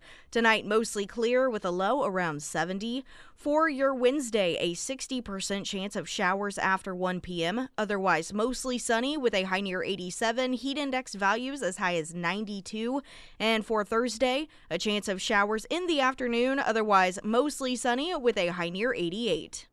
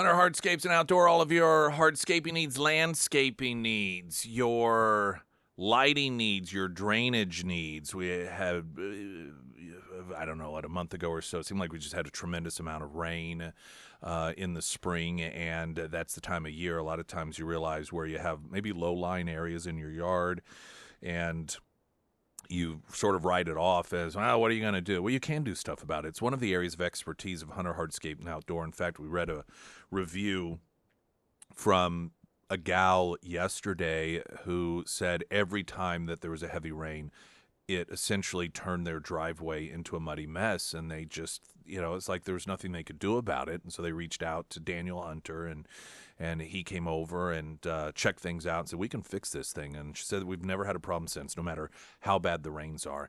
So it could be that. It could be the beautification and safety of having uplighting on your home, hardscaping like we've had done, landscaping as well. Hunter Hardscapes and Outdoor, you can find them under Nick's endorsements at ksgf.com. We have a former KSGF host in studio with us, Dr. Poppy. How are you? Good morning. Haven't seen you in a long time. Long time. I Been busy. know you had a show on here for a period of time. I think it ran on Sundays. Yep. Is that Yep. 5 years. So that's how long it ran, or that's Yeah. how long it's been. No, it ran for 5 years. Wow. It's been, I think we figured out 8, maybe 2018 was that. My goodness gracious. Yeah. So what's up? Oh man, making babies. Making babies. Well, Helping people make babies. Speaking of, reason we have you in here is because of a educational event, Alternatives to IVF, which it's really funny that we're even talking about IVF, because I remember during the campaign we were told if Trump got elected president, that would be outlawed. That didn't happen. Nope. Which is weird. Quite the opposite, actually. Yeah, I know, because that's one of the big things I remembered.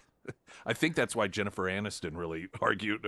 She had made a posting about that specifically, I think. But anyway, nonetheless, so this is something along with Grow Pharmacy, is that right? So tell us all about this. Sure. So Grove Pharmacy used to sponsor my show here. Yes, that's right. And I've worked with them since I moved to Springfield, which was 2012. And they are a compounding pharmacy. I mean, they do regular retail prescriptions, but they're a compounding pharmacy. What does that mean? And that means they make therapies for the individual. And when I first came to town, it was hormones. So I did a lot of compounded bioidentical hormone treatments. And when my husband and I moved from Poplar Bluff, I asked the pharmacist in Poplar Bluff, who do I need to contact? And he's like, Gary Grove. Really? At No Grove kidding. Pharmacy. I didn't know that's how that connection occurred. Yeah. And so there wasn't a lot of people doing that at that time here in Springfield. There's a lot more now.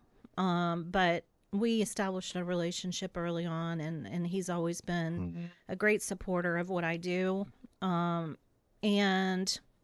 still is. And now we have so many food allergies that so many more people. Why do you think that is?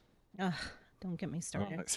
You probably don't want to ask me that question, but have we done it to ourselves? I mean, there's a lot of factors. Our food supply is adulterated, and we have a lot of environmental triggers. But they do a lot of specialty meds for people who have alpha-gal, people who have celiac, any kind of food allergy. They can customize medications, and it's fantastic. So I am doing a talk there on Thursday at 6 p.m. That's 3050 South National, Grove Pharmacy, the big Grove Pharmacy. And I'm talking about alternatives to IVF. And this is obviously a big topic. Sure. As you just mentioned, it's a big topic with the administration. I think actually Trump called himself the father of IVF or something. You know how he is. He probably said, some people call me. Yeah. And what was behind that was trying to get insurance to cover IVF. Right. And I'm not against IVF. I want to come out and say that I'm not against IVF. But there's a lot of people that don't need it. And there's a lot of people that can't afford it anyway. And sometimes you do all of that, it doesn't work. And we don't even have it in Springfield. You have to travel to St. Louis, Columbia, Kansas City, Tulsa. Well, and it seems like it's not the easiest, most pleasant experience as No, well. Is that it's okay? very difficult, physically, emotionally, and financially.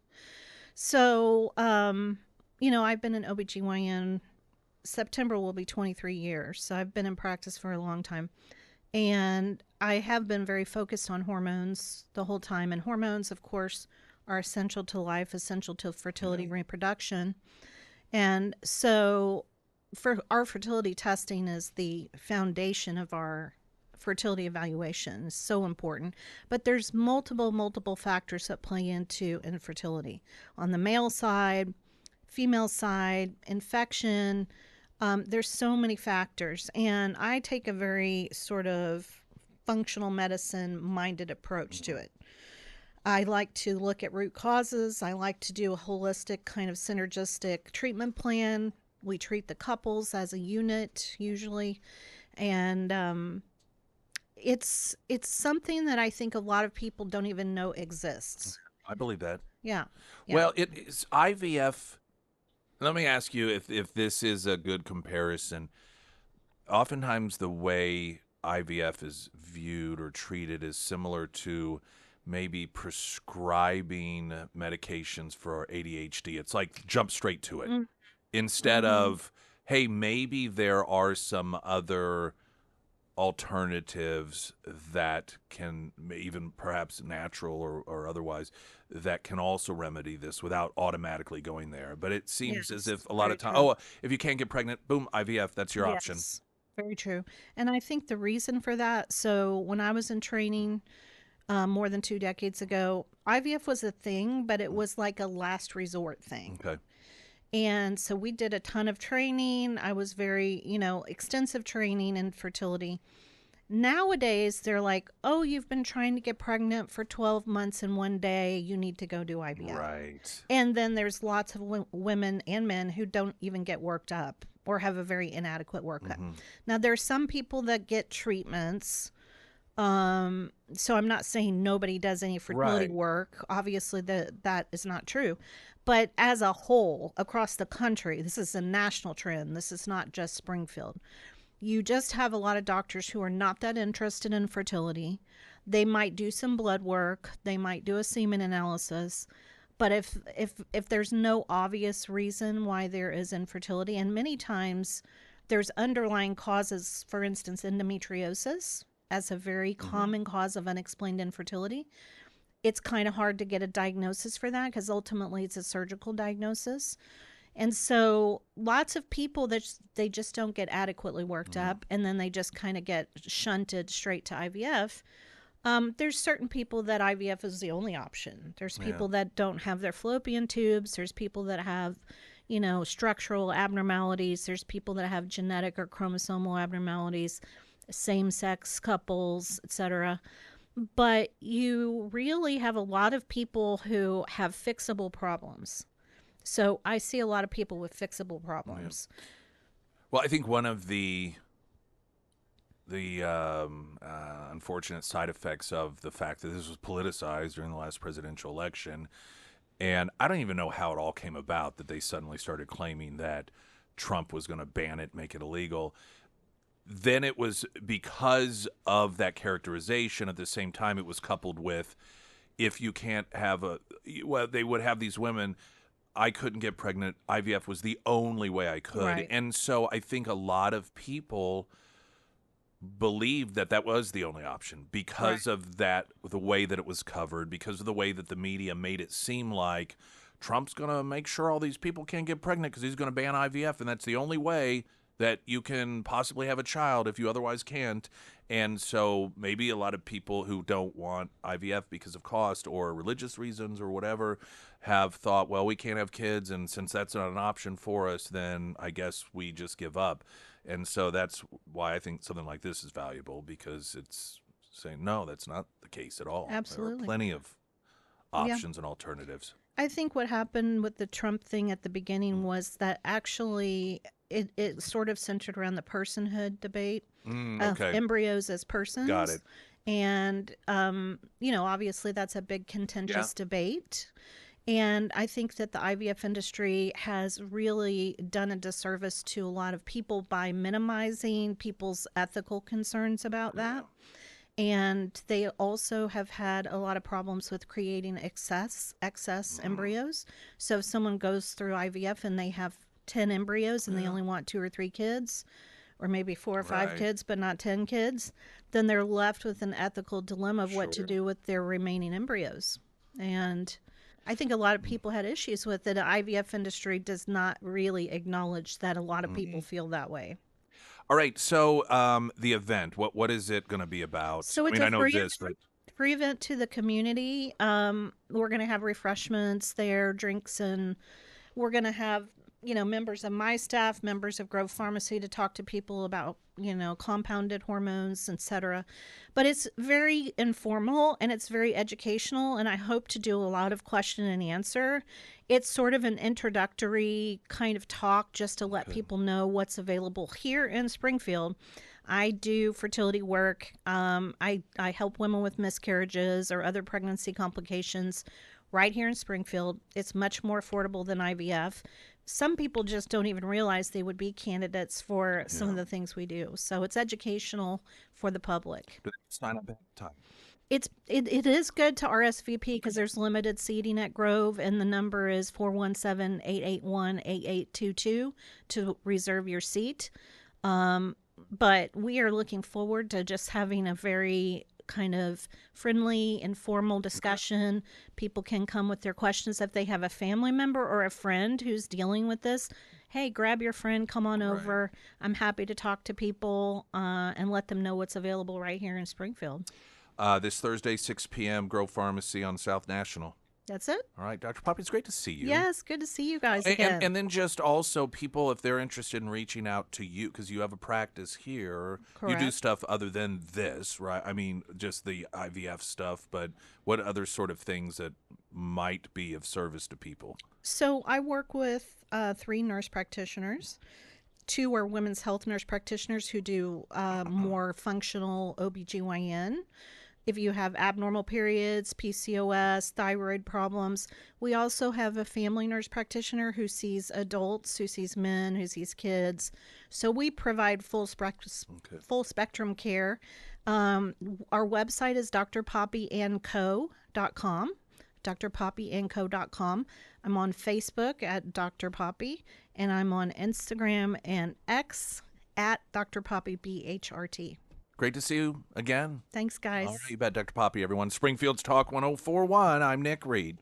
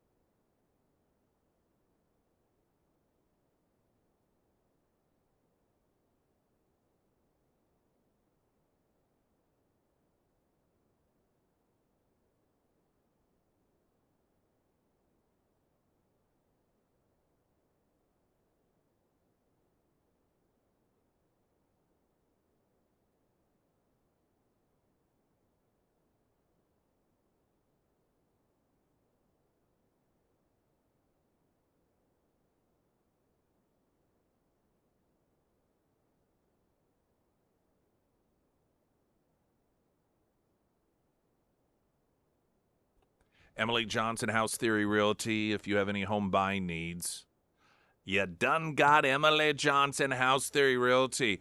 But what if you're wanting to buy a bunch of land? Maybe you're moving to the area, you're a refugee from California or from Colorado, and you lived out on land and you want to replicate that here. Like, does she handle that stuff? Well, she can. But her husband, Will, is an expert when it comes to that stuff. So the ranch style, the hundreds or thousands of acres with different, components that you got on a ranch that you don't have on an average purchase of a home, and that's where his area of expertise is. So you're covered either which way. If you're looking to have the traditional home, and it could just even a traditional home out in the country, or you're wanting those large pieces of land either just to enjoy and to own, or maybe raise some cattle or alpacas or turtles or whatever it is you want to do, you got Will to cover you in that area. Always covered, 100%. Emily Johnson, Will Johnson, House Theory Realty. One of my favorite disconnects of the left is though they've backed away from this to some degree, the portrayal of Zelensky of Ukraine as the great defender of democracy when the guy has extended martial law, canceled elections, jailed journalists, outlawed political opposition. I mean, it's just like, and they praise him, but they call Trump a dictator. And listen, I'm not here to judge Zelensky the way he rules that country and, the war things going on. I get it. I understand it. But the left's portrayal of Zelensky as a demonstration of a defender of democracy makes just as much sense with reality as the left's portrayal as Palestine being some safe haven for the LGBTQ community. It is a full-blown showing that people on the left have no clue what they talk about. Zero. Gateway Pundit reporting, for a leader ruling by force of martial law, Kiev regime's Vladimir Zelensky does like to change his team. While his presidential mandate from May 20th of 2019 to 2024 has long expired, democracy, Zelensky's about to appoint his fourth prime minister. Not elections, not voting. Zelensky's going to appoint. Kind of like Democrats appointed Kamala Harris to be the nominee. A few days before she completed 1 year at the head of the Cabinet of Ministries, Yulia Skadenko was ousted by Zelensky, triggering the resignation of the government. That's an interesting version of democracy. You got King Zelensky. It's like, you know what, Prime Minister? I don't like you anymore. You're gone. And then the entire government gone. Reuters reports Zelensky did not specify who he would ask to lead the government or what Serendenko's new position would be, but added that there would also be changes among the heads of law enforcement agencies. He said the changes were needed to ensure the implementation of an updated political strategy, but gave no further detail. Now, like I said, I'm sure there are reasons for it. I don't know if they're good reasons. I don't know if they're bad reasons. But is this the, quote, democracy you people on the left are always talking about and praising? With all your flags, all your Ukrainian flags, the hilarity of the juxtapositioning some of these protests, which were largely, 80% elderly white women on the left, that would have a combination of no kings trashing on Trump while waving the Ukrainian flag. You idiots. You have no idea what you're talking about.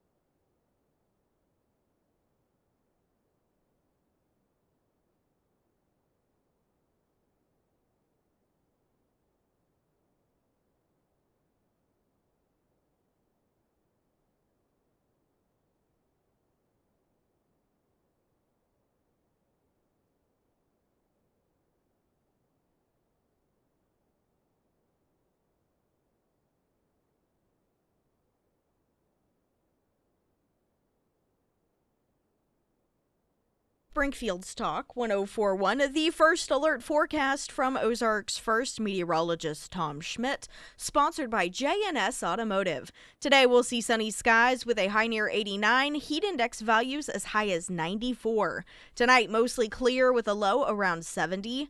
For your Wednesday, a 60% chance of showers after 1 p.m., otherwise mostly sunny with a high near 87, heat index values as high as 92. And for Thursday, a chance of showers in the afternoon, otherwise mostly sunny with a high near 88. Democratic Socialists erupt over 2028 endorsement of AOC. Speculation grows, quote, dangerous path. This is all very interesting. At the same time, very predictable. This is a story from Fox News, and what's going on here is the Democratic Socialists of America have this fierce internal battle going on as to how and when, as an organization, to make an endorsement for the presidency. They seem settled on Ocasio-Cortez, but it's a matter of when and who gets to weigh in on it. Peter Panetto writes, infighting has erupted within the Democratic Socialist of America, DSA, about the selection of its pick for U.S. president as the group's influence continues to grow on the national stage and speculation swirls about a 2028 presidential run by Ocasio-Cortez. The infighting reveals fractures in the roughly 120,000 member group, which has emerged as the preeminent socialist group in America. The division also sheds light on how some Democrat Socialist of America members believe the group can gain a permanent foothold in American politics and deliver on its socialist ideals on the national scale. Some Democratic Socialist of America leaders have been pushing for an earlier presidential endorsement in place of the group's normal practice of selecting endorsements at its biennial national convention, which is set for the summer of 2027. One faction, known as the Groundwork Caucus, is pushing strongly for the group to conduct a national member poll and, quote, endorse AOC on day one. Isn't this perfect? They're talking about voting for somebody that they've already predetermined will be the winner. Is this not perfect socialism? Is this not what the Democrat Party has become? They're like, listen, we've already predetermined the winner. We know who we're going to pick, so let's just do it now. It's reverse engineering. It's saying this is the person everyone is going to choose. See, Democrats haven't quite gotten there yet. They still let the voters vote. But then, when it doesn't turn out the way they want, they overturn the election and put their choice in place. What the Democrat Socialists of America are apparently attempting to do is say, everyone, this is who you're going to vote for. Now let's go ahead and have the vote. The caucus believes an early endorsement will help the Democratic Socialists of America hold a more influential early role in 2028 presidential politics and build power for socialism.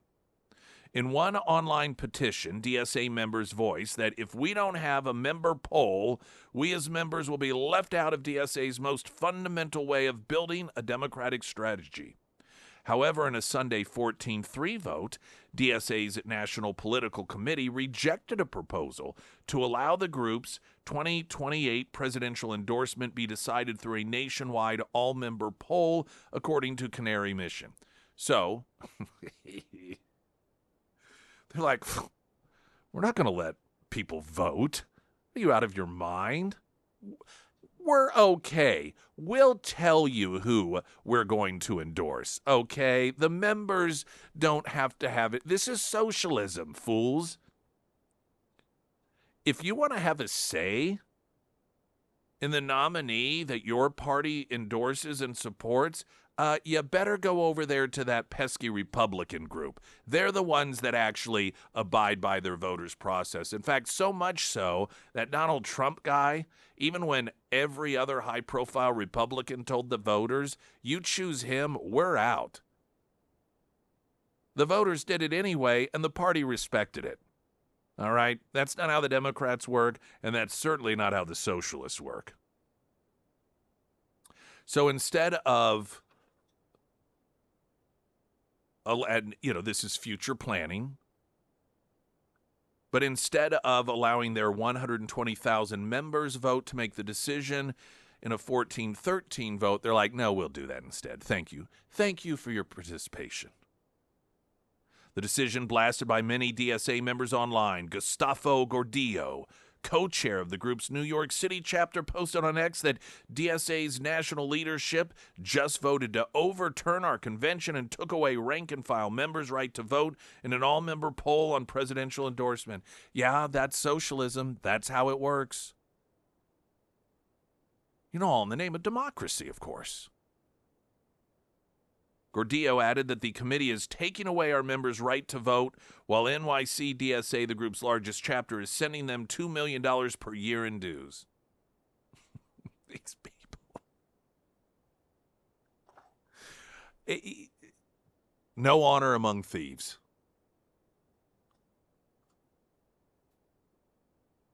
It's as if they have no self-awareness as to who they are.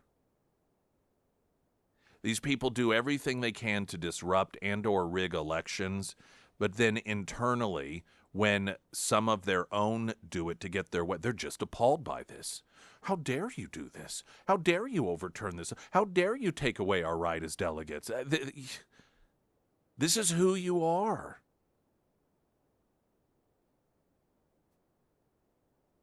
If you notice, socialist governments generally don't really have the sort of elections that you do in a republic, and oftentimes one socialist government doesn't leave unless there's some sort of bloody conflict that throws them out. That's how these people operate. Because they're driven by a bloodthirsty quest for power. They do not believe in actual legitimate voting. They don't believe in the right to lose an election and then simply wait until the next one and hope to win by selling your ideas. You claw, you cheat, you fight, you cut, you stab, you do whatever it is you have to do in order to get into power. This is the natural state of socialism, communism, Marxism, fascism.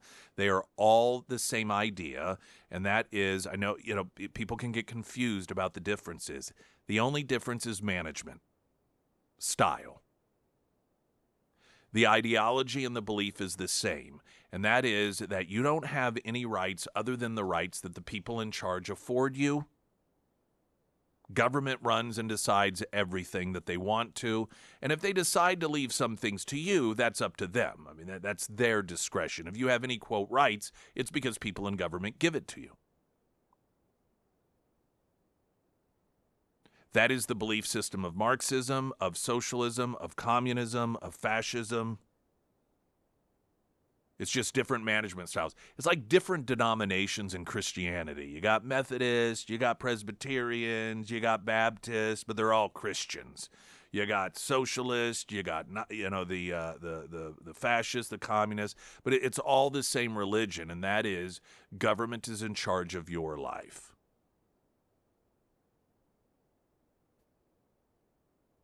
And inevitably,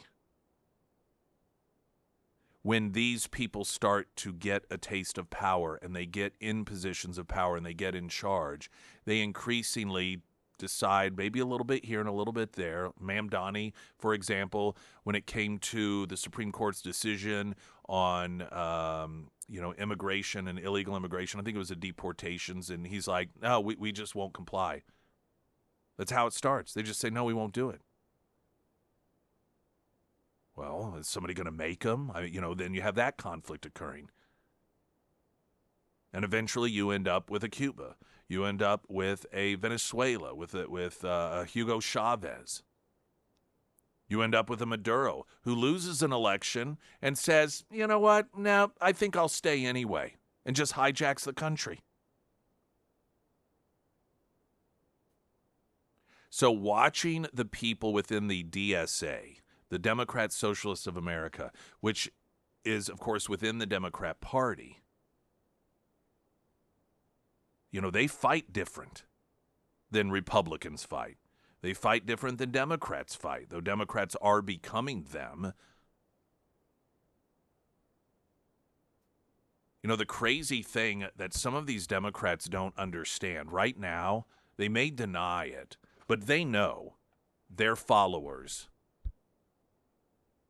have no trouble, encourage, and at times carry out murders and assassinations of political opposition.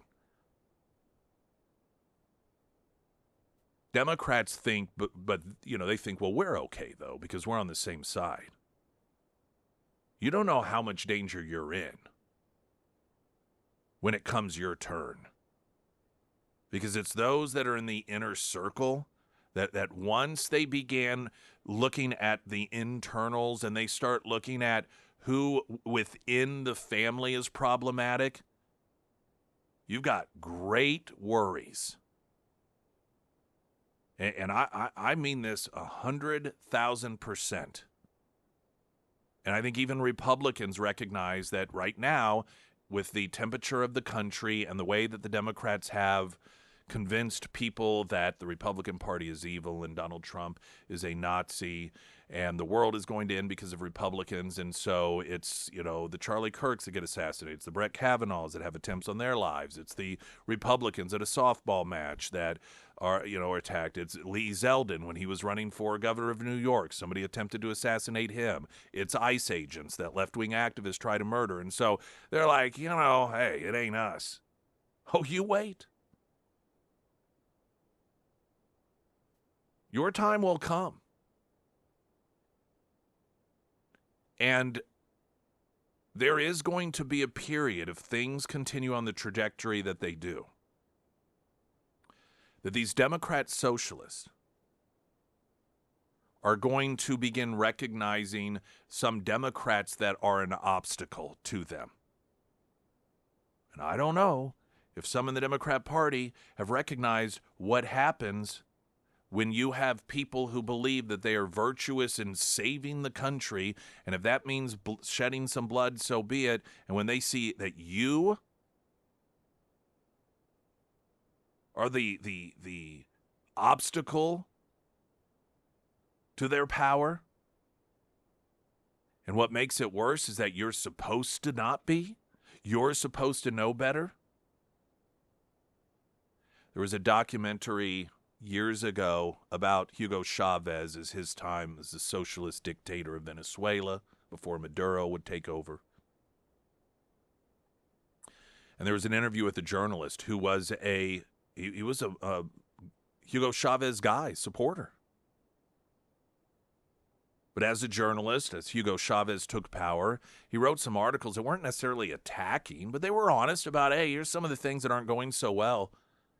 The hell that unleashed on him. And he told the documentary filmmaker that he never realized until that moment that the only people that in Venezuela that needed to fear Hugo Chavez more than his political enemies were his political allies. It's like Kim Jong-un. Who is it that he publicly executes in the most horrific ways ever to make a point? His closest circle. His top trusted advisors. His top military people. Because they are the ones that are in the inner circle, and so that makes them even more dangerous, even more of a threat if there is suspicion that they are some sort of obstacle to his power. That's how these people think. They don't think like you and I do. They don't think in the sense of a republic and a government that is run and owned by the people who have God-given rights, who have inalienable rights, and that we elect people to represent us, to make decisions about certain things and so forth. That's not how their minds work. Their minds work like mafia people.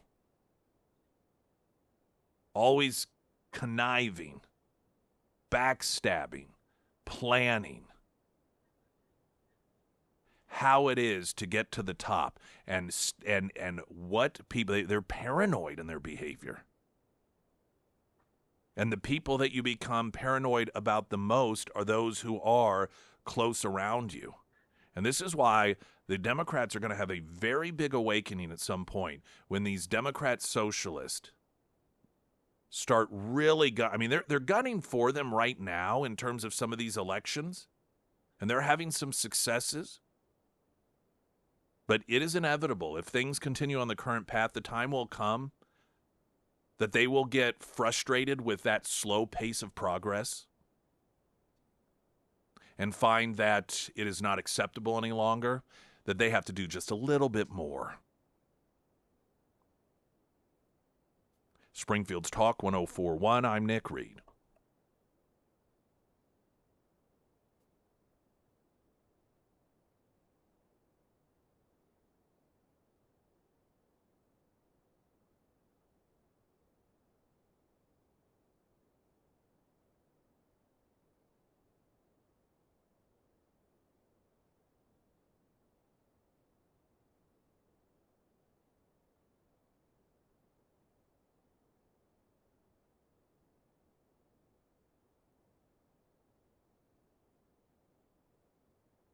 Sarah Myers. Oh, but first, before that, so I don't forget, Labor Day weekend coming up. Experience elite bull riding action, Thunder Ridge Nature Arena. There will also be live performances. Chris Jansen, Friday, September 4th. Miranda Lambert, Saturday, September 5th. And so you got 3 days of rodeo. Friday, Saturday, Sunday. And then concert, Chris Jansen, Friday night. And then Miranda Lambert Saturday. Pair of passes covers all of that. You want to win a pair of passes, text the word Thunder to the Pyramid Roofing Company text line 447-KSGF. You can also do a bonus entry to double your chances of winning by going to KSGF.com and registering there.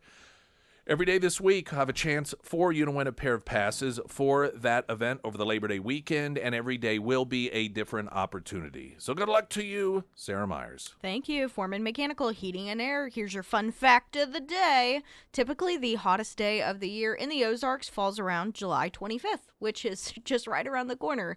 That being said, if your AC is already struggling, now is the time to get it checked out before the hottest day of the year hits. And my go-to recommendation is Foreman Mechanical. Now, they can service all major brands, and they'll be upfront and honest about the work that needs to be done.